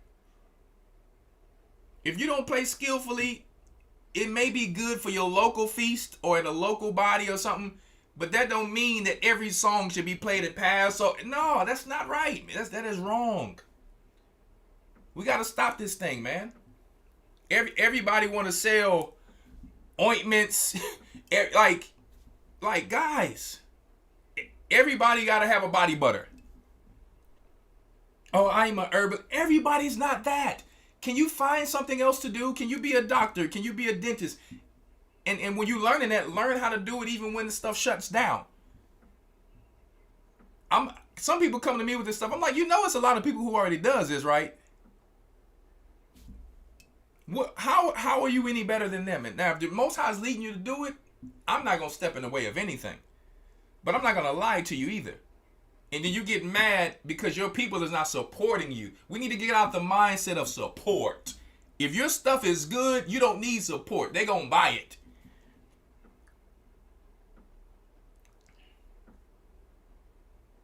Huh? Yeah. If your stuff is fire, they gonna buy it. You got one group of people and everybody's trying to market to just the same people just because we trying to build a community. But that's like, what food we gonna eat if everybody's selling body butters? And I'm not knocking no people. One of the main people I know who sells body butters, beautiful stuff, is Sister Kim Wiggins. I'm not knocking the people who does it, but what I'm saying is the thought process. That's all we want to do. We only want to do the same stuff. Everybody wants to rap. That's not, I'm gonna be honest. Rapping is not the best talent out there. Learn to play an instrument. We need violinists. We need, like, learn to do, like, how music is actually constructed to praise the Most High. Rapping is the easiest because all you gotta do is go in the studio and throw on auto-tune now. I'm cool with all that. I've been cool on that before the truth. I didn't care about no auto-tune before the truth. I get that people are using it as a tool, but now they're starting to see that you ain't no different than a damn robot. Like, right? It's over with. The Most High, like, listen, y'all doing the same stuff. Everybody wasn't able to get up on the stage and say, man, David, man, let me hop on the harp with you kinfolk. No. He chose David. When the Levites were singing, it was Levites. He didn't say anybody can just go up there in the tabernacle tent. I'm not trying to take anything away from our people. We're more talented than that, is what I'm saying. Sometimes you got stuff in you you're supposed to be doing, but you will just want to put that down and go rap. Just so you can get some attention and somebody can say, and they know it wasn't as good as it could have been, because you could have put more work in, or you could have did better, or you could have gained a little more experience. I didn't sit there, even though I knew, and my little brothers know, when we was in Egypt, we was all in a room in Egypt, in Brother Rapayala's apartment when they first came. Him and young Nate, his brother. It was Azel, Elder Rawchaa son. It was Yahawah Lawya's brother. Now put this out there. You never heard me put this out there. Ask them who taught them how to write music. They'll tell you. So from brotherly love, guess what happened in an apartment with Elder Rawchaa to Zion? Me helping Yahawah write music and encouraging him and putting something in his spirit because he was genuine and genuinely wanted to learn. I didn't want to teach nobody who just want to get attention. Then look at Azel. Look at how great these brothers are today. I don't need to take credit for that. But now look how when one spirit helps one brother, and then now that spirit helps another. So me helping Yahawah to write. Now Yahawah know how to write. He's cold on the mic. And now he's helping Elder come up with Zion. It's a domino effect. And now I'm listening to little brother Azel cold on the mic. I didn't go around telling people, hey, nothing. But I was going to tell them if the song was whack and you could do better. Listen, that put fire behind Azel. He was like, listen, ain't nobody never told me it's whack. Guess what? Because I'm not a man pleaser. Just because your dad is the elder, I am your brother and I'm going to tell you the truth. Everybody else is telling you what they want to tell you because they want to get close to you because of your other son. I'm like, I'm your brother. I'm real with this. I'm going to tell you something to get you better. Not to tell you that this is good if it's not good. Right? So don't try to hop on a bunch of songs with me just because you're trying to get on stage and do this and that. This ain't happening. I'm going to tell you just like that because I can see through it all. If it ain't genuine, it ain't it. All right? So that's just a side note. But let's bring it back to what we were talking about. The Most High is judging our people. He started with Hawaii. He's doing, he's allowing Satan to do all of these different things for our people to come together and to come back to their God from all of this idol worship. And if we get baptized, right? If we get baptized and we follow his laws, statutes, and commandments, guess what? He's going to lead us through this whole thing. But it ain't going to be easy. Second Ezra said, those who have faith and works will still be in danger. Danger will be all around them. But guess what? They're going to still make it through. Zion, Mount Zion is going to be being built until Christ comes back. Talking about us. You hear me saying all this good stuff and you asking me about my deodorant. Are you kidding me? You know I love you though. But it's on LionsHomestead.com. That's all you got out of this was deodorant, huh? It's all good. I know you're trying to stay fresh. A nadie le voy a permitir practicar brujería aquí en mi municipio. Ya tú sabes, llegó el ejército. Todo para el ejército. Nadie va a estar jugando ni que con brujería. Yo no sé. You see them Dominicans over there? Them some dark Dominicans, huh? Why the bright Dominicans be hating on their own? It's dark and bright Dominicans. They look almost like Judah over there. But anyway, that's a whole other subject. They over there doing that Santa Maria, Saint Maria. It all goes back to the worship of Nimrod and his mama. Oh, my bad. I forgot I'm an English channel. You know, Dominicans, bro, you feel what I'm saying? We the only flag with a Bible on it. Like, we got to hold that to our heart, bro, what the Bible says. You feel what I'm saying? We can't be allowing witchcraft, bro. We can't. Look, I'm a big believer. Jesus saves witches. You feel me? I was in witchcraft, all that. You know where this need to happen? In Santiago. That's where they at. Váyanse para Santiago, que ahí es que están todos los brujos y la bruja. Go, hey, I'm telling you, this is fire. You heard him, he talking about finding beheaded animals and all that. He's like, yo, we not doing that over here. Your blood rituals, your spells, your witchcraft, all that is clipped. Like, he not playing them games. Nobody got hurt. They're not abusing nobody. They went in there. They broke all the witchcraft stuff. You feel what I'm saying? Which is biblical. They destroyed it, you know. Look at that. They went in there, broke all of the idols. What does that sound like to you? In the book of Kings. This is how you know the Most High is doing this stuff. So it ain't just about feeling sorry. We're going to help our people the best we can anyway. But when we going to get right, the Most High done showed us mercy. Oh my goodness, I'm going through it. Only time our people have fear is when they have fear of death. That's when they want to get right. He like, nah, you can't serve me just from having fear of death. You got to truly fear me. Just like these brothers and sisters right now in our church and all over the world who fears him without even seeing his son. To me, that's a special thing. Even though he called us to believe in somebody who you haven't seen, that's true belief. We got to come back to the Father. We got to come back to the Father.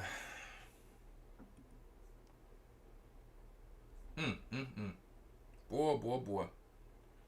Boy, the Spirit is taking this where it want to take it. I tell you right now.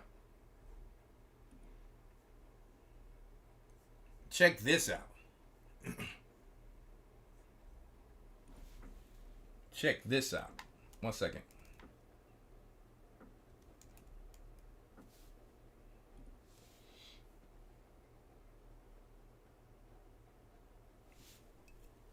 One second.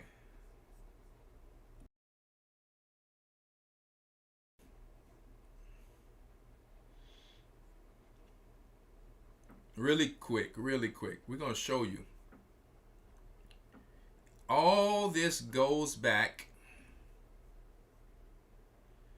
Look at that. I'm on the wrong page again. All this goes back to the worship of Semiramis and Nimrod. Why is the Vatican named after Vatica, the goddess of the underworld? Related with the Etruscan goddess.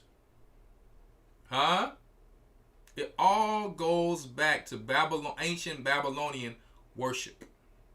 For those Christians who's out there who don't understand that, who's Catholic. Maybe you didn't know that. We're bringing it out for you tonight. Let's come away from these idols. All right?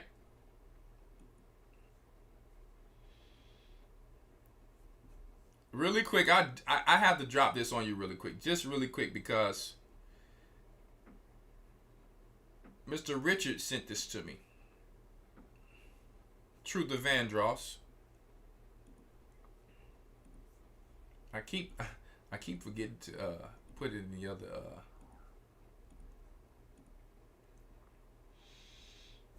One second. Check it out.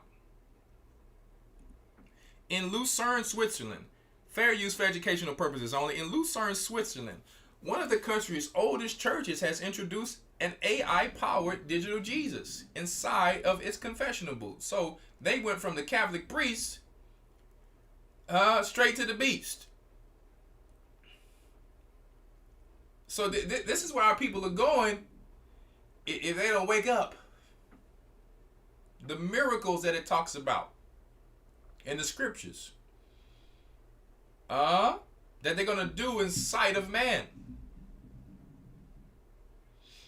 The installation called G.O.C.C in Machina was created in collaboration with local university. This is what you learn at the universities, huh? Researchers to explore how people connect with artificial intelligence in spiritual setting. Now it's deep because when you're looking at these holograms, if the new generation is born, they can believe that this is Jesus himself because it almost looks like a spirit. So people can actually be deceived. You can have children and say, hey man, yeah, that's Jesus. Mom's talking to Jesus. Everybody start talking to Jesus, but it's really AI. People are already having weird relationships with computers and trees and robots, and now people are talking to ChatGPT when they get lonely, just like the little love movies. So we're going to have to be really careful, because if you stay with idol worship, this is where it's going. You don't get judged now, you're going to get judged later. They're transitioning our people, taking everything from them, giving the jobs to the immigrants, so that our people, whom they forgot, they're going to say, yeah, we forgot about you, but if you still want your snap, you can take this mark of the beast and we can give it to you that way. After they find a way through their weather warfare, allegedly, to take everything from our people. So even though the Most High is allowing judgment, you have to see how this goes. The Most High is allowing judgment, but even within that judgment, they take advantage of our people. The souls that they are not allowed to take at that time, they take advantage of them through another way to eventually try to get them and their army to fight against Satan.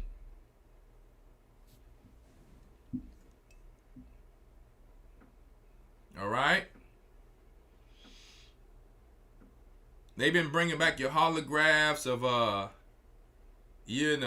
Tupac and all of this stuff. And speaking of him, I know Deacon Quadam sent me something on him today, or some clown. I'm going to show you something on that in a second. But check it out. Look who we have here. New York Mayor Eric Adams touches down in Israel, says he served them as his mayor. Look. Here. Hey, look at New York. Look at y'all mayor there. In Israel. And as I finish, I wanted to come back here to Israel and let you know that I serve you as the mayor, but I want to continue to have the title that's more important to me than anything. I'm your brother. Thank you. Check it out. We had Floyd Mayweather. We got Young Thug.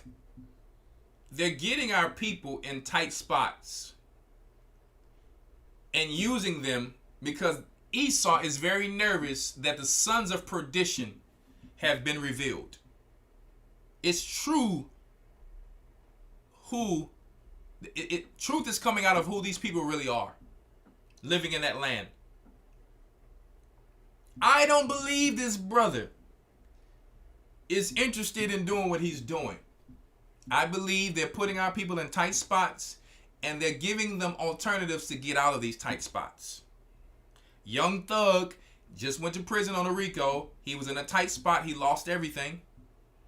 And now he's with the rabbis holding hands. We've never seen it to where it's Kanye, Floyd Mayweather, all of these people back to back. what that's doing psychologically to the people is making the people once again go back to sleep to believe that the Jewish people over there are in fact the people. That's what they're doing, guys. I'm telling you right now. So now when we come out speaking about this, they're going to be like, no, I just seen such and such over there with the Jews over there. Just because you've seen somebody with them don't mean that they are the biblical Jews. That's how our people think.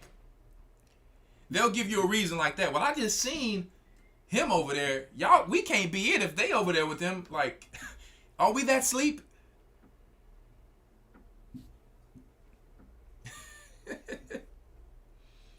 Are we that sleep? Man. I tell you what, boy. Let me tell you, boy, they done a number on our people.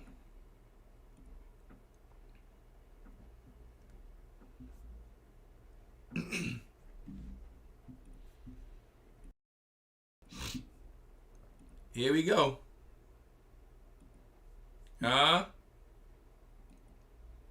He got, yeah, listen. Hey. Back to back to back to back. Kanye West, Floyd Mayweather, Mayor from New York, and now you got Young Thug. They're putting them in tight spots, and they're giving them one last chance of a way to get out and tell them whose side they're going to be on. Excuse me. Young Thug seeks blessings from Rabbi Yoshi. That boy named Yoshi like a Mario. Lord have mercy. Yoshi. Now you know what Yahoo means, right? It's the name of Satan. I probably need some more to drink here.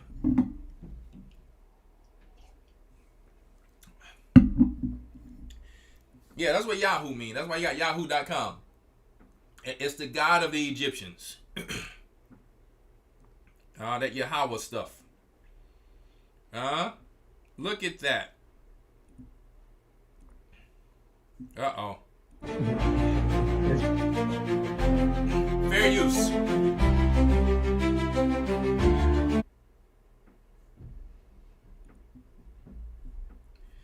What is going on right now, guys? What's going on right now? Man.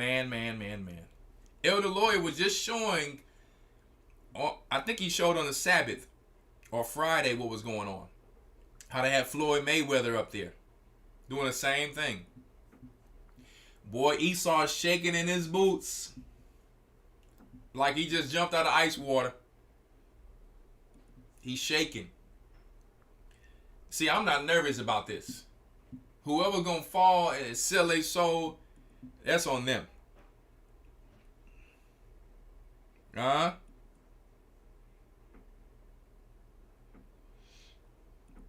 Look at your boy here. 1 second.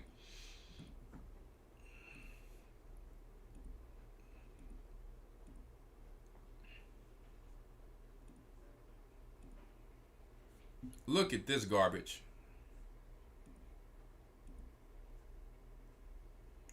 Does it have the I mean really, can they play the sound on this? Let me see. Straight coonery. LGBT coonery once again. Niggas, I'm trill, nigga. I rock nation steel, nigga. Cut the head off the snake when I deal with them. So it's on like Scarface, Al Capone. This young man, that thing came on loud. I'm sorry about that. Guys, just so you know, this guy's LGBT. This is not a rumor. This is what he is. One, he has a rose on his little, what you got there? Thank you so much. Here, you can take this one here. Let me drink the rest of that. Yeah. Gotta have your refreshments, man. It's talking, you know. This young man, I don't know if he grew up with a father or not, but he's supposed to be dissing young boy. These are just other distractions to keep our people asleep while the Most High is allowing Satan to bring the judgment and the Most High is gathering the elect to the elect. This is all this is. This is lame. The young man, he needs to repent and come to Christ. Whatever your name is out there, Little Chopper, NLE Chopper, I don't know what that means. Listen, brother, we'll baptize you and put you in the water. I'm just telling you right now. We'll baptize you and put you in the water. But this ain't it, brother. You can rap loud, you can yell on the mic, but Tupac was used to do the same thing. All right? He was used to do the same thing until he tried to get out of it and it was too late. And you got a whole choreographer dance that I ain't never seen Tupac do. Whatever you got going on, brother, it ain't it. This is crazy. This is crazy cornball. Look at these cats in the background. Since when we got brothers curving? Since when we got brothers curving? Y'all sisters be liking that curve thing. See, back in the day, sisters used to love when brothers were doing all of this little genuine type of vibe. Not genuine, can barely curve. Man. They're using the same tricks. They say, okay, Tupac is gone. We need to bring something out for the new generation. How's about we bring out NLE Chopper Pac? How's about we bring that out? Another LGBT thuggy from East Indian gangster. Huh? Yep. So they need to keep the new generation asleep because the new generation is waking up. See? Can't say the Most High didn't have mercy on us when the judgment comes.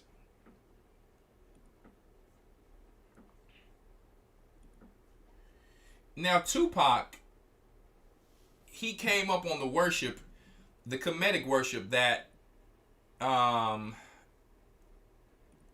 was a she. So intentionally or not, he was pushing an agenda. Whether he knew it or not, because he was a young man, he still was learning.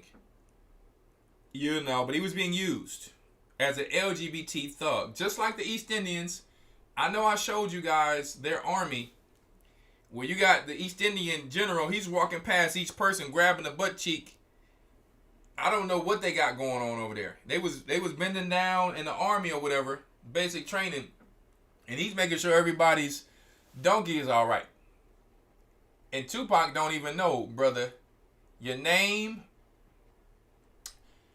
your style, and I'm not talking about his rap style, but like everything he dealt with was coming from East Indians. We just know how to make it look real nice and package it up. Don't you know that the thuggies, Elder brought it out, they dealt with bandanas and all that? They dealt with bandanas. They would strangle people with bandanas and all that. I'm telling you facts.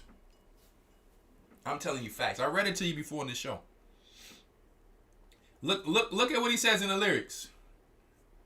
God's coming, she just taking her time. This is not AI, this is facts. Pac believed that God is a black woman, and one of my favorite songs from him, he raps. You see that? Fair use. Fair use. Huh? So, once I became a man and I really got in the streets and I realized, I'm like, I used to really love Tupac's music and I love, some of the stuff that he played before, but when you're a man, you put away childish things. I love Dear Mama, stuff like that, stuff that has like meaning to it, but he was used like everybody else. Just so y'all know. Just so people who don't want to let go of their idolatry.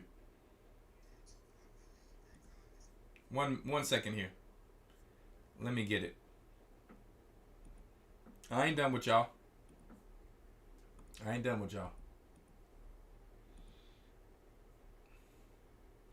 And I'm going to have to go into the Josephus. I'm going to have to go into this one next show because we took too much time on this. I just can't stay on too late tonight. This one's going to be, I'm going to retitle it. We're going to go through this next time. Because I can't rush through this one. I cannot rush through this one. I've given you a lot through the Holy Spirit tonight. I cannot rush through this one. Because I'm going to break it down to you. Watch. I'm going to show you. Just quickly for AI little. Just really quickly. I want you to check this out really quick. Look at that really quick. Just a quick AI overview to scan it. I don't usually use AI for my research, but really quick for the people. When you can go to any other link, you're going to see the same thing. Excuse me. Tupac means shining and Amuru means serpent. Okay? His name basically means Satan. His name means basically fiery serpent, which was Satan in heaven.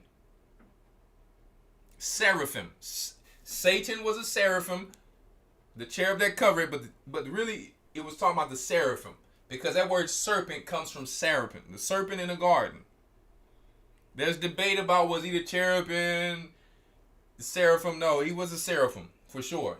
We know it says that, but he was an archangel. He was a seraphim. And Most High told Moses to put a fiery serpent. Now, why do they call it fiery serpent? Because because when the snake bites you, it feels like fire, like a burning sense. Like when you get stung by, you understand, a wasp or a bee or something like that. So his whole name means Satan in the Quechua language. Yes, it says this means royal or shining. But see, this is how they'll play you to make you think. But this is why the Most High gave us the wisdom of the tree of good and evil. Okay, they make no mistake why he brought out thug life. Thug life meaning Babylonian life. Kali servant worship. Because the thug life means you were a servant of Kali. All right? Who was the serpent or the seraphim in the garden? Satan. The fiery serpent. Okay? Yeah. Quechua language of the Incas, and was chosen for the rapper Tupac Shakur to honor the revolutionary Incan leader Tupac Amaru II and a legacy of resistance. Don't forget, our people worship the idols. The Northern Kingdom came here and they were worshiping the idols.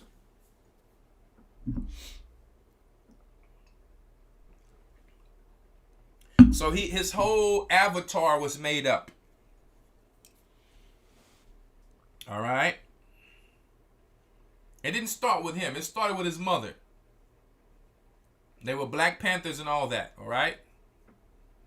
I'm gonna drop it on you. Our people have to let go of idol worship because we can't say we didn't have the truth now, and you know it wasn't mercy. So they didn't regenerated Tupac and they got NLE Chopper Pac. I ain't done yet. We getting ready to get up out of here.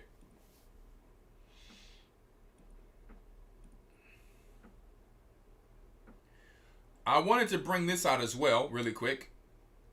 Just a quick search, just to show you. All languages come from Hebrew, and when you see a word put together, sometimes people try to just put things together, but no. This all goes to ancient Babylon worship.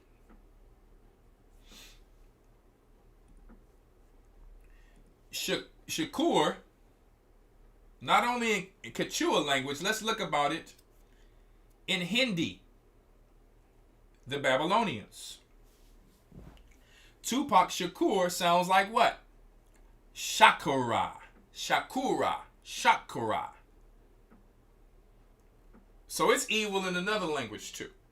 Sometimes you can have a word that means something in one language and means something different.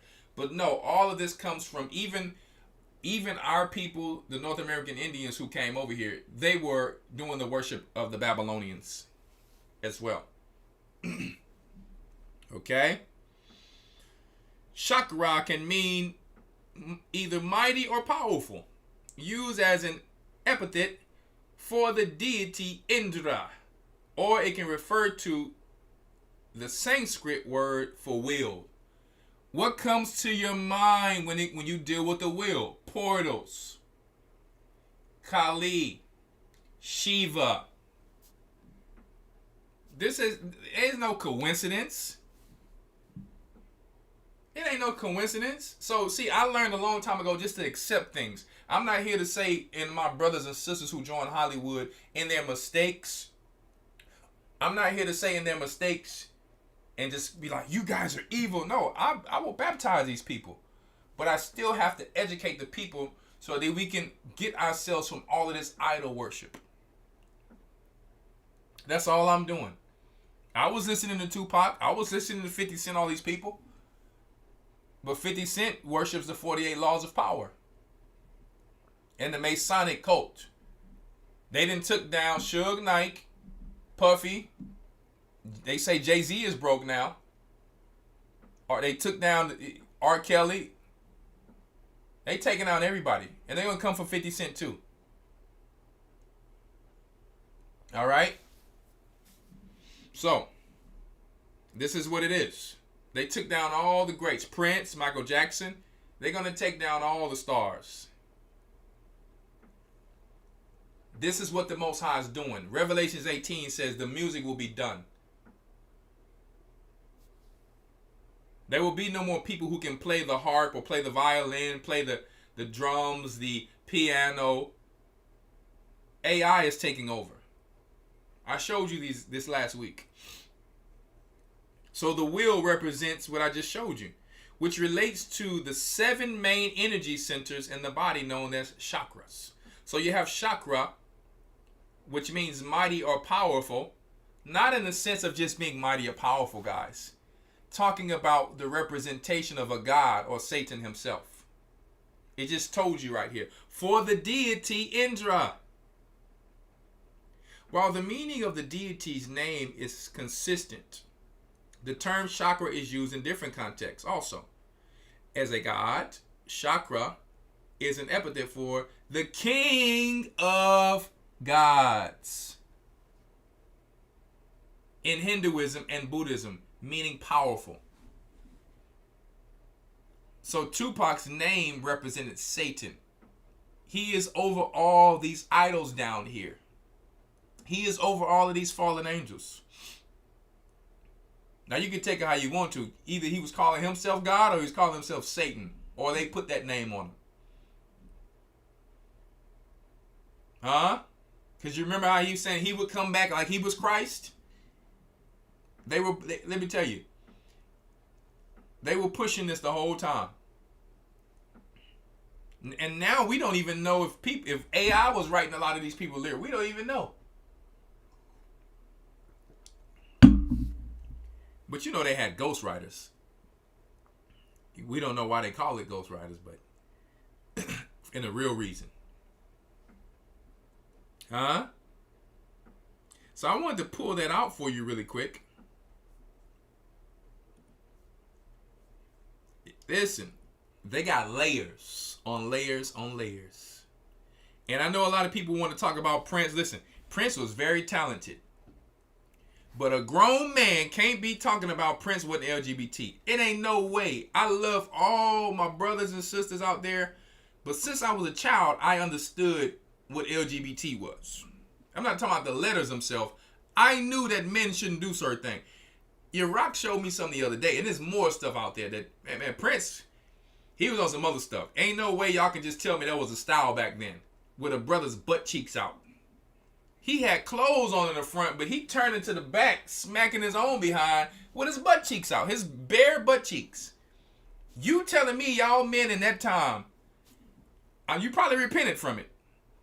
because your wife was probably telling you better not say nothing because I love Prince.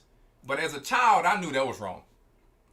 And I'm not here to call evil good or to think I'm better. I'm just telling you, he was very talented. There was none that was so talented. But when the brothers start disappearing and stuff like that, like they saying, and they said he was straight disappearing, elevating and doing all of this stuff. It's something different about this dude. You can call him a Jehovah's Witness all you want to. I don't believe that's what he was. He can say whatever he wants to say. When you showing your butt cheeks and you wearing a perm and you got hoop earrings, the Baphomet is present, brother.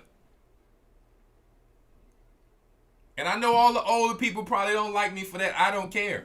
I'm not here for you to like me. It's wrong. So just like this generation, and we calling Tupac wrong for our generation, we got to go back too. So you can't say, man, this is the most evil generation. Of course, it's the end of the world. This is the end of the world. And I'm not in this generation. That's the next children's generation. But listen, you can't try to tell them to do right, and then they go back. No, you can't say that about Prince. You can't say that about Michael Jackson. Michael Jackson, one of the most talented people ever. But I'm gonna tell you right now.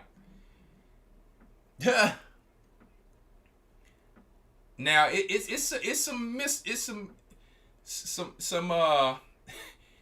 it's a lot of unspoken hidden things about Michael Jackson. I'm not gonna go into that because I don't want to hurt nobody's feelings, because I don't have proof on everything. But it's a lot more to that story than what meets the eye, because they saying the original Michael Jackson didn't really party like that, and that he was groomed to do certain things. So I'm not going to go into that because I really love Michael Jackson and everything he did, and get into stuff that because cloning have been around, but I can't get into and speak things that I don't know to be so true. But I wouldn't put things past a lot. But there's a lot of questionable satanic things with a lot of the great stars. That's all I'm going to say. And I think that we stay in denial instead of just accepting certain things. So all of our generation had sinful things. And all we're saying tonight is, listen, if we continue to do these things that the Most High gave us mercy, even though we rocked the world and we influenced the whole world through our talent, through our lack of knowledge of who we were and all of these things. So I'm giving it that too. The whole deal is we're going to continue to fall from it. That's all. That's what I'm saying. I'm not against Prince. I'm not against people who learning who they are later and saying, man, I was wrong about this. I'm not against that, because I understand the rock star mentality. Sometimes people think to be the greatest star, sometimes people think you need to be a rock star. So I get it. Young Thug felt like I need to be like Prince. I need to put on dresses. I need to do things that are so outlandish and out of pocket that's what's going to get me attention and make me a rock star. Like Future did. It's a lot of people who tried to be a rock star, like Prince and Lenny Kravitz and all of these people. What's his name? What's the other brother's name? Rick James. It's like they were trying to compete with trying to do the next craziest thing to be so famous, and it went too far. And I have to say, as men, let's be honest, you're not getting on the battlefield with Prince. I don't care if they said, Charlie Murphy said he dunked the basketball. Brother, you need to cover them cheeks up. I'm going to tell you straight up. You can't tell a young generation they need to pull their pants up or tell Prince it's okay for him to have his cheeks out and you on stage as his backup dancer. I'm good on that. So ain't no real cats around Prince told them to cover his cheeks up. That's what I'm saying. And then you try to judge other people. We're not doing that. That's wrong. So we influenced the world. We did a lot, but a lot of it had sin in it, and the Most High had mercy on us. Now it's time to come back to him. If not, the judgment is going to come. Because guess what? We was in the same boat as them. So as I'm saying what they did, we did things we didn't know. Evil things. We all were in it in our own little ways. We came back to the Most High. And we warning the people tonight, it's time for them to come back to the Most High. Yeah, we had a party, we had fun and all that. And we were still claiming, man, God loves us, because guess what? We truly loved the Most High in our minds. But we didn't know how to serve him. But we would claim him even after the little party or showtime. We would go home and be like, man, I love the Most High. I love God, whatever the case, whatever you call them. But that's all. That day is over with. No more mingling and no more being lukewarm. It's time to choose a side. So I'm not trying to downgrade or crap on your favorite star or idol or whatever you believe they are. I ain't worshiping nobody. I always looked at celebrities as normal. I'm not finna get happy because I mean, all in a bunch because I see a celebrity. I've never been like that, but I do know that the Most High has that talent within us all, but Satan ended up using it for himself. Look, somebody say, I'm 54 and I'm with you on that. Thank you. I'm not saying it so people can be with me, but it's just the truth. I mean, like, it's just the honest truth. That's all I'm saying. All right, let me see what we got here so we can get ready to get up out of here.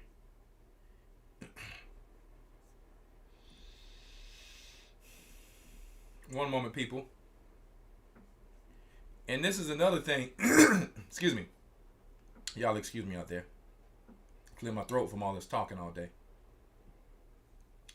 Yeah, this is another thing right here that the Outlaws and Tupac used to talk about. The Kundalini, for a lot of people who may not know.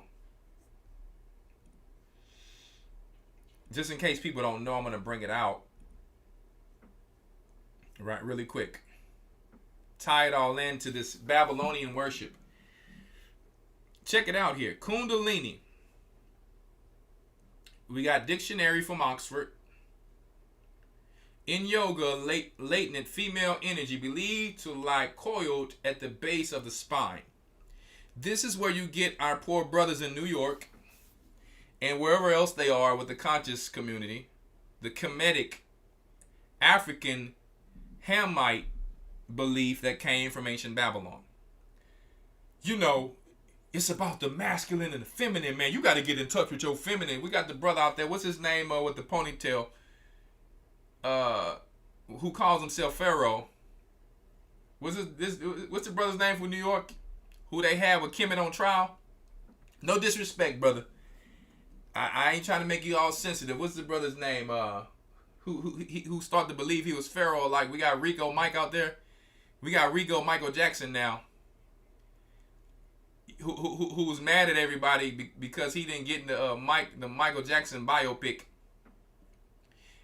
What's this dude's name, man? I forget his name. He had the bald head with the ponytail like the Egyptians. But and he talks with a lisp. My Pharaoh. I hope I ain't messing your song up, brother. I'm just trying to get it right. I don't want to mess you. I know you sing better than me. My bad. You know. Shaka utmost. He shocked me to the utmost. You know, but anyway. So, you know, you had Outkast and Tupac talking about the Kundalini.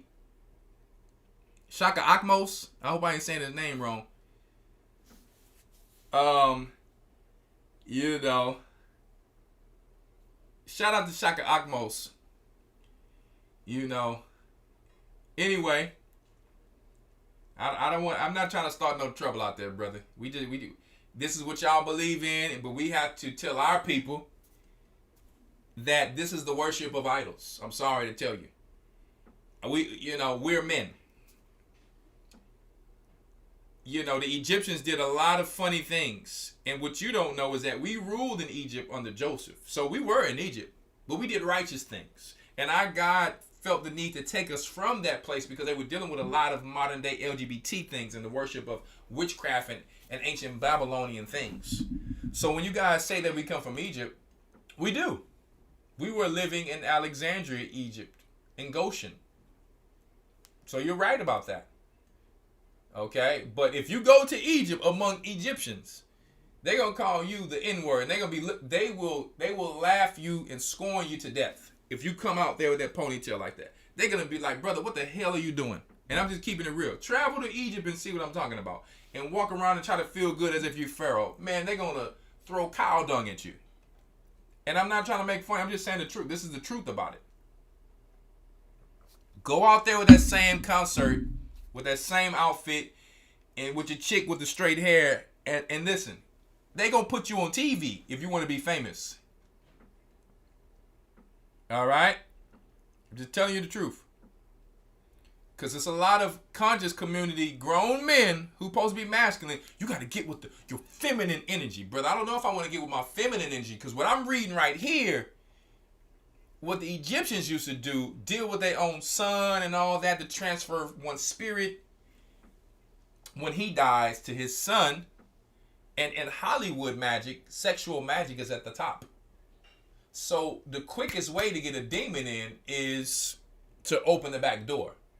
This is what they believe. No wonder the East Indian generals is making sure that backside looks right. Because they're not telling you what they really believe in when it comes to cow dung, when it comes to the worship of these gods and goddesses out there. So I'm telling y'all some real stuff of why Nimrod was dealing with mama and how this got to Egypt.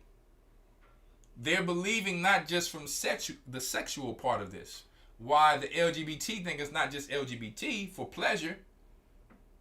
It has something to do with demons and power. Okay?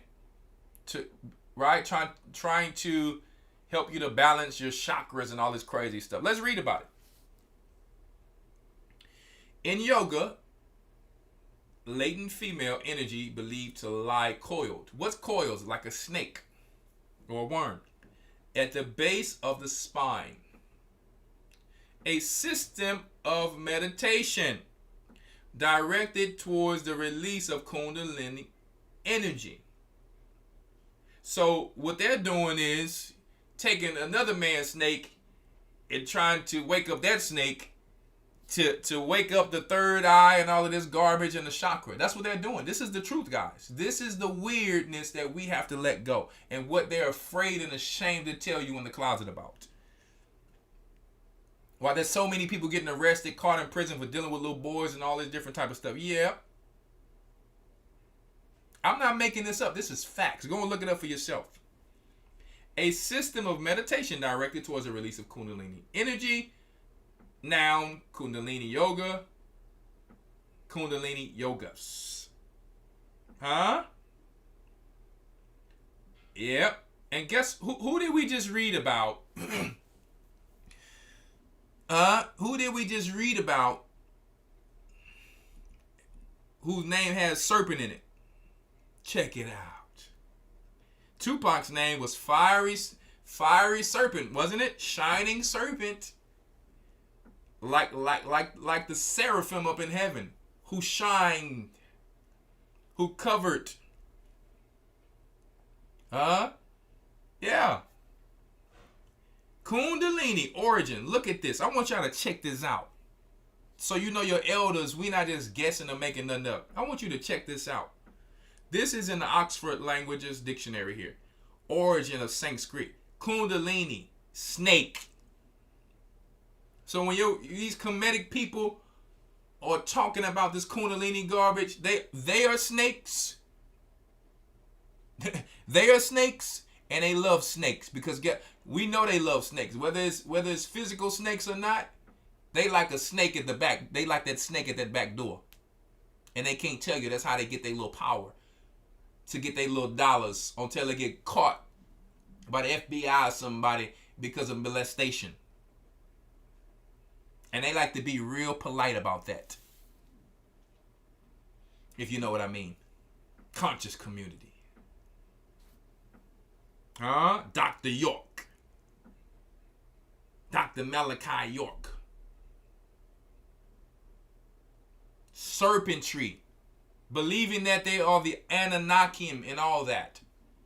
That's why they're not telling you they believe that they are lizards and serpents. It's all of this has something to do with a snake. Tupac's name. The Kundalini, they believe that at the lower spine it's a snake. And then another grown man putting his snake up to touch that snake. to kiss that snake, and then you're supposed to come alive and to be able to see another realm. And no, you become a demon.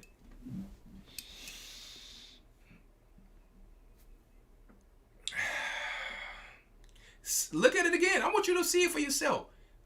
Kundalini, Sanskrit, literally snake. You don't remember Tupac and the Outlaws talking about that? Is that why he was laying in the tub, letting these white boys take pictures of him in that tub with the legs open? Well, maybe we can't blame what's his name, NLE Chopper. You know. And guess what? I love the Tupac who was waking up, but the one who was asleep, we can't cut for that. Okay? Just so you know, before we get out of here. 1 second. Let me get this for you. Let's go to the Strongs really quick.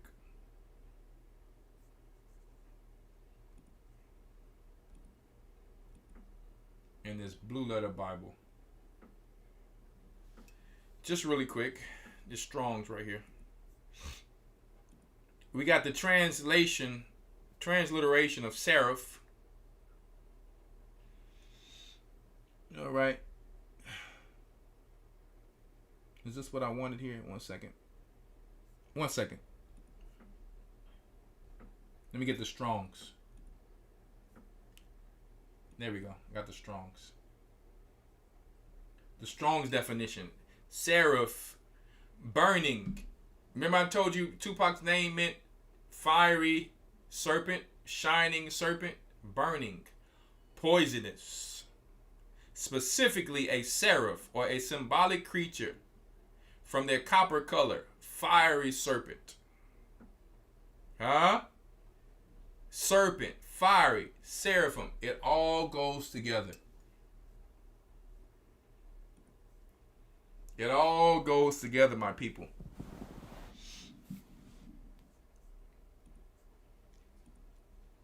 It all goes together. So we're going to have to get it together.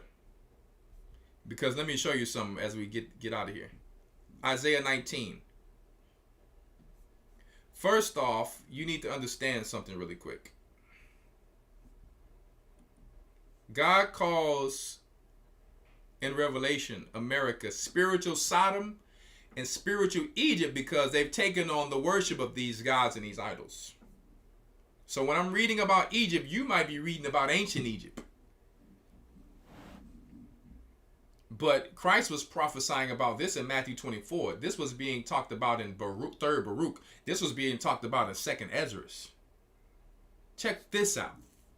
You got to know when you're reading the scriptures of the prophecies of before and the prophecies after. The burden of Egypt.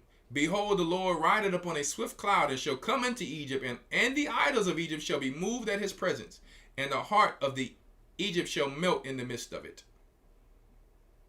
Okay? Sounds similar to what's going on with the judgment of this place right now. Babylon falling, spiritual Sodom and Egypt.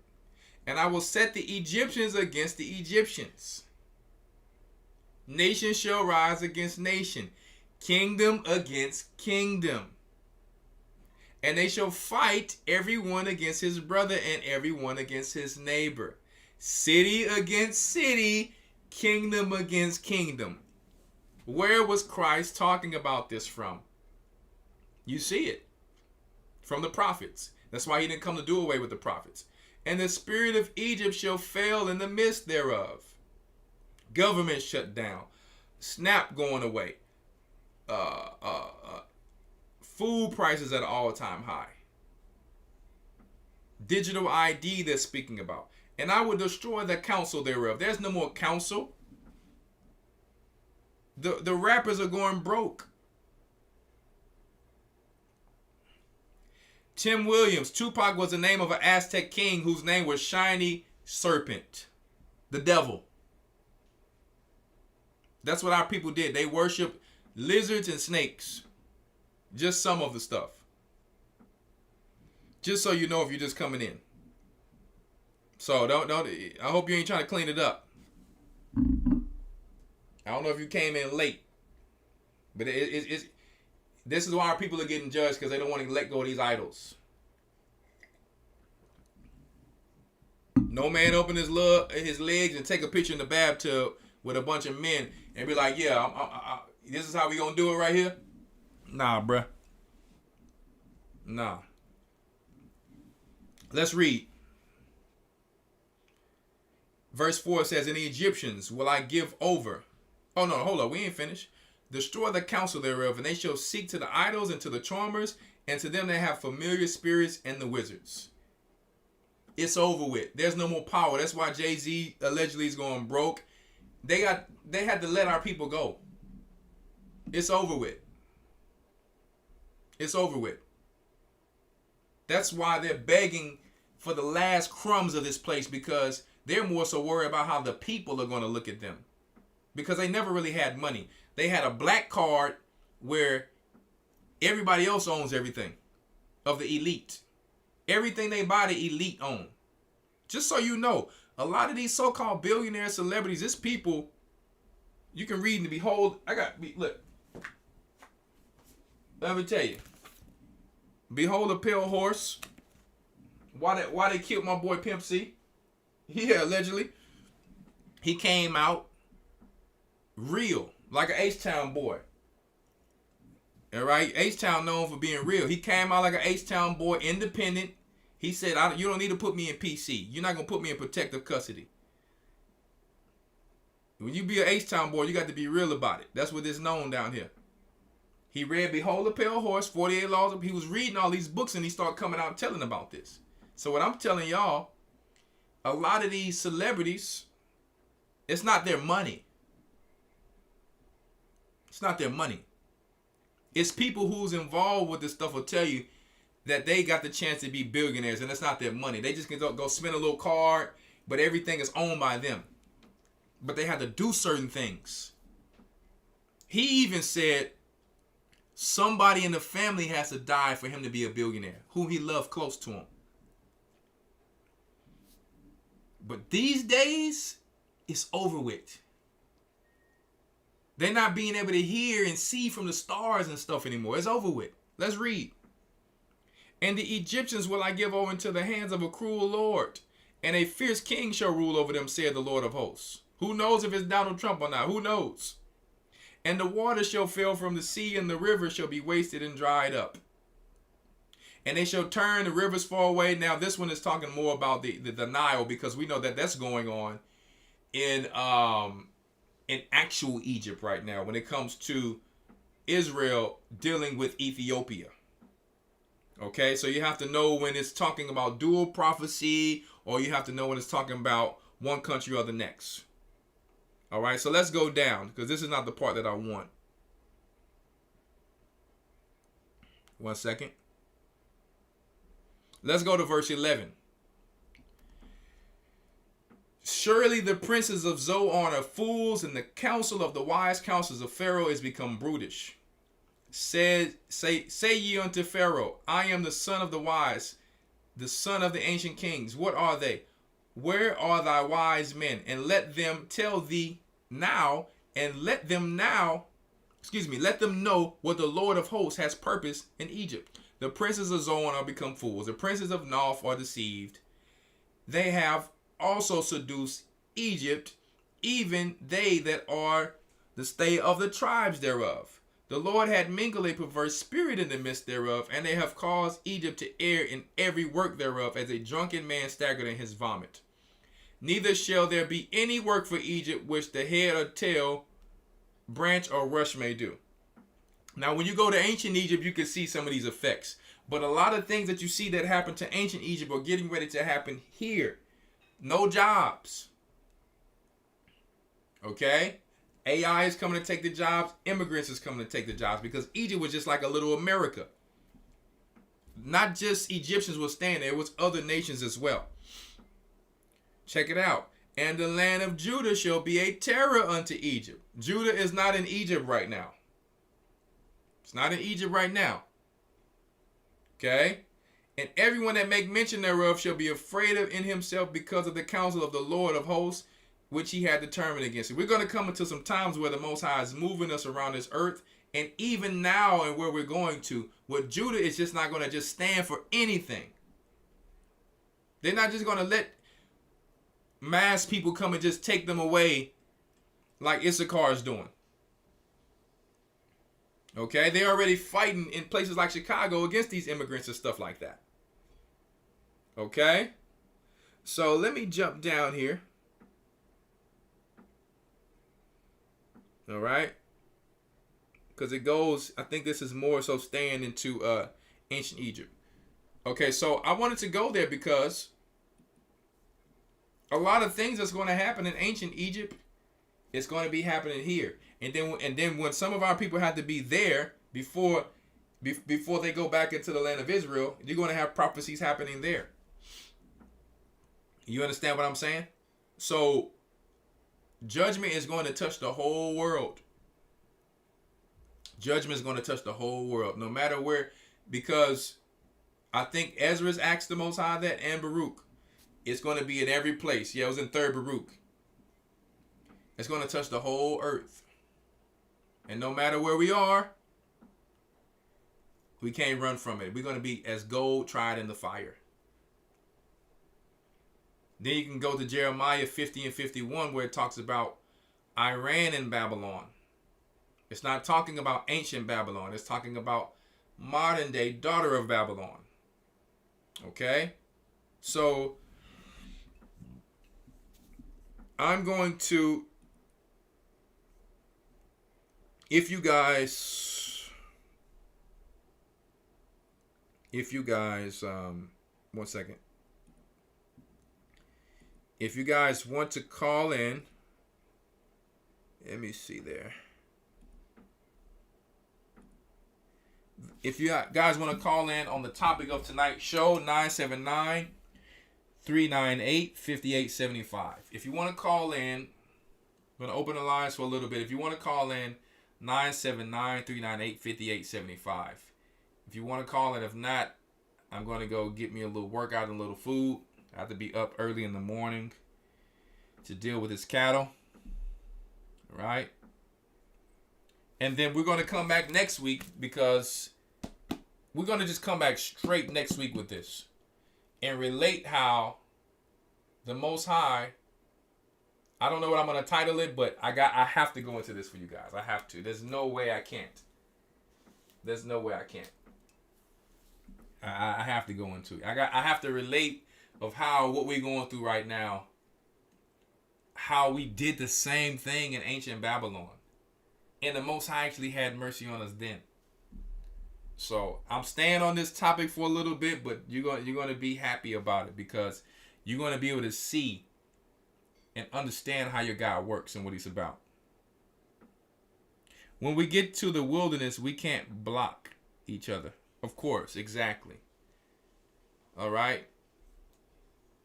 One moment here. 1 second, guys.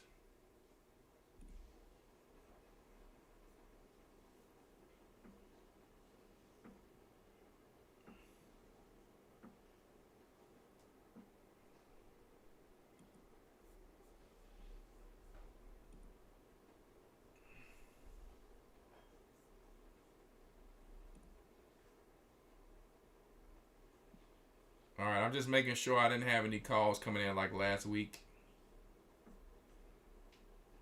Okay. Once again, if you want to call in before we close out, 979-398-5875. Making sure everything is good before somebody would call in. 1 second.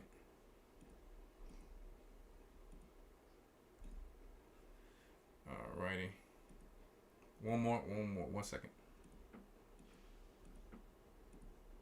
Sometimes this thing tries to freeze up. All right. Alrighty.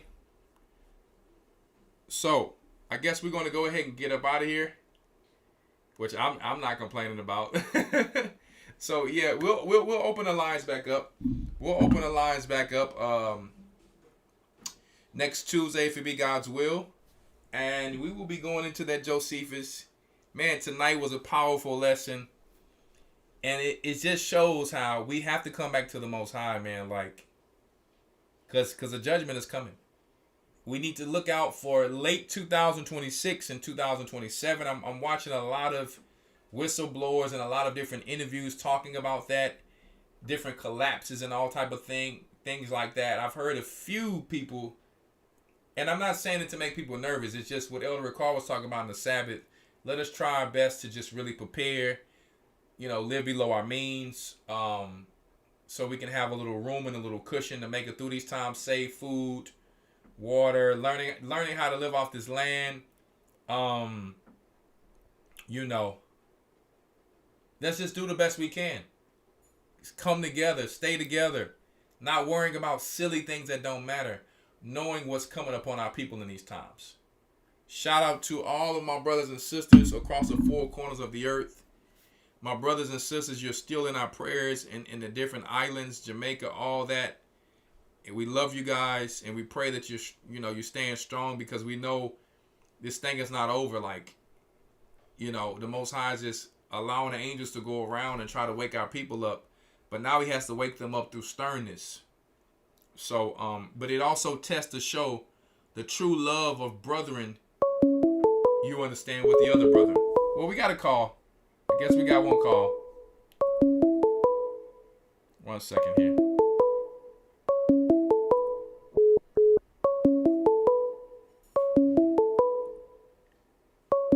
All right. Why is it not?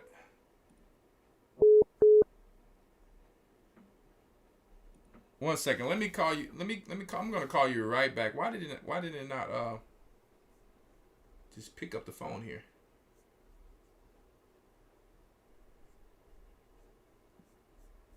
Why did it not just pick up the phone? I got you. I'm gonna call you right back. 1 second.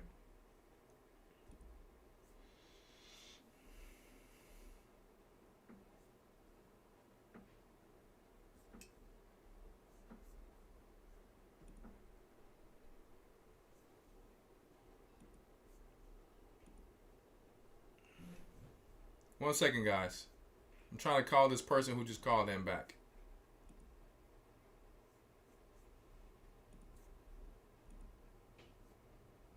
Let me refresh this. Okay, it says allow mic access. I mean, we already good on that.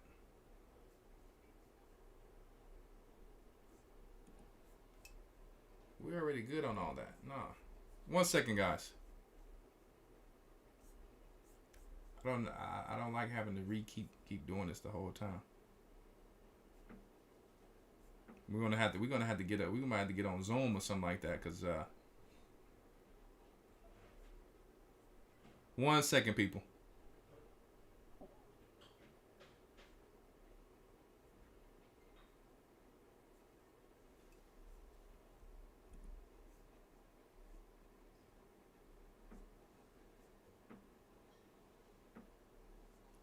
There's nothing that have changed on here.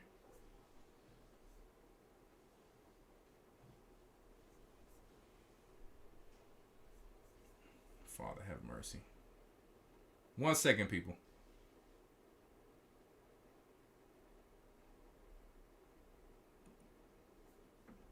I want to get this caller in here, and I don't think I should have to go through all of this, but.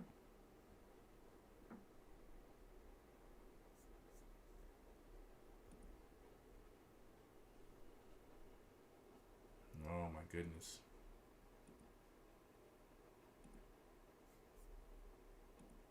Thank you guys for bearing with me. I'm trying to figure out what is going on. Why is it having these technical difficulties? Your browser might be preventing calls from ringing. It said that last time.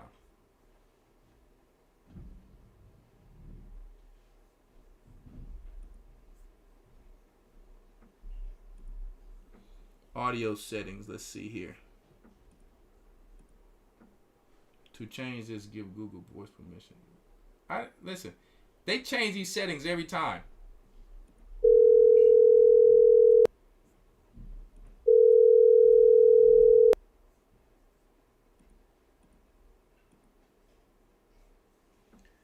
All right, guys. I don't know.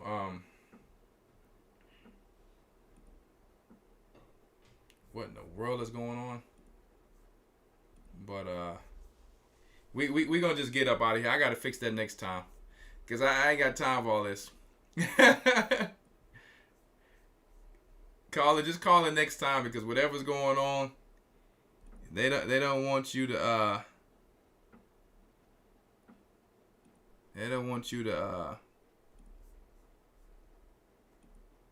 call in. It's like this thing, it can't be changing on me every single time, because I haven't changed nothing.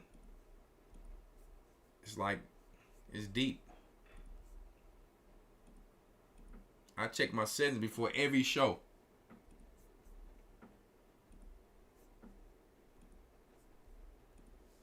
I'm going to try this one more time. To see if we can get this caller back in. We're going to try this one more time to see. I refreshed everything, and we're going to see.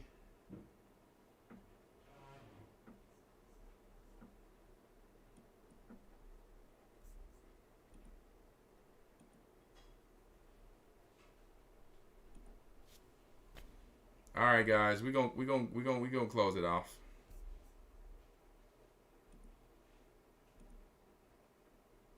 We're gonna close it out, man.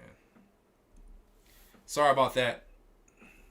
It ain't no need for me sitting here spending time on here live on the show trying to deal with this. Shabbat Shalom. Make sure y'all go to historytimes.org. All right, we got everything y'all need on that Lions Homestead. All right, those of you who are looking for MSM and all of that, we got the MSM up there. Okay, pure MSM. We got your black seed, your powerful deodorant spray, boric acid suppositories. All right, and for people who deal with UTIs, people who deal with yeast infections, you can look all that up. We got we got some water purification on here, and those who in the know, I can't say it on here, so you can see what's on there. And we got two types. All right, HCl activated and the other kind. All right. Nasal spray, colloidal gold, copper, silver, and we add a few more things. The face glow, lion's breath mouthwash, female herbal tea, lion's brew, my tea that I drink every day, is finally up there. Okay, breath freshener, and we have a lot more things that's coming. All right, so stay tuned. Stay tuned. All right. And then you got the supplement site. All right, then you got the supplement site right there. KeySupplements.com, the famous KeySupplements.com for your supplements. The other site I have, I can't say it on here, but the hammer. If there's ever 2020, you can come right here, and you got some powerful minerals like that I take every day. And my oregano oil, just to show you my oregano oil here, it's not just oil of oregano, it's better than that. Okay, I'm trying to see where it is on here. I may be overlooking it. Let me see. Am I overlooking it? 1 second, let me see. I know my oil of oregano is on here. I could be overlooking it. There it goes. All right. We got the seed of strength oil for this. Your little creepy crawlies. You got your vitamin C powder, your soursop. We got a lot of stuff coming on here. Your kefir grains if you want some of the top probiotics. Okay. This oregano oil here. We got organic olive oil. All right, ginger oil, peppermint, cinnamon, lemon, pumpkin seed, clove oil. I couldn't see it that well. All right, so you got all that in this oregano oil, and the thing about it is, there's no oregano like my oregano oil on earth. I'm sorry to tell you, it's not that I know of. So yeah, it's a little marketing in there, but it's the marketing truth. It's true marketing. When my children take this, if I feel like they got something coming on, or I just keep it with them on a regular, like every day. My 3-year-old, my 4-year-old, boom, a little drop. It's listen, smooth. It's no thing where, you know how you get the oregano oil, you can't stand to take it and you like, oh my goodness, my mouth is burning. You ain't gonna deal with none of that. See, with this, you're gonna deal with straight pleasure. You're gonna deal with pleasure. And I got my pure black seed oil from Egypt. And then I have a black seed oil that's dealing with extra things for the tummy. Okay? The seed of strength oil. All right, so don't be coming over here asking me how to take it, cause I can't tell you everything about that part, because I had to be careful. You know what I mean? I had to be careful and obey the rules. So just wanted to put that out there really quick. For those of you who were not in here earlier, don't forget we teach Tuesdays, Wednesdays, Fridays, Saturdays, and we have the Hebrew and Bible Academy on historytimes.org on Sunday. All right, so if you were not here, go to historytimes.org. They're doing enrollments.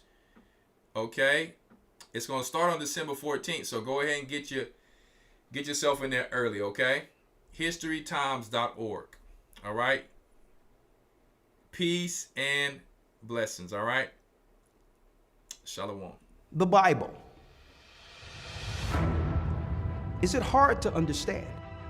When it comes to reading the Bible, the first thing that comes to mind is the fact that this is the Word of God. The seals have been broken, and the truth is here. And when we go throughout the scriptures, when we go throughout extra biblical records, we find that the language that God employed, that He used to create the heavens and the earth, was the Hebrew language.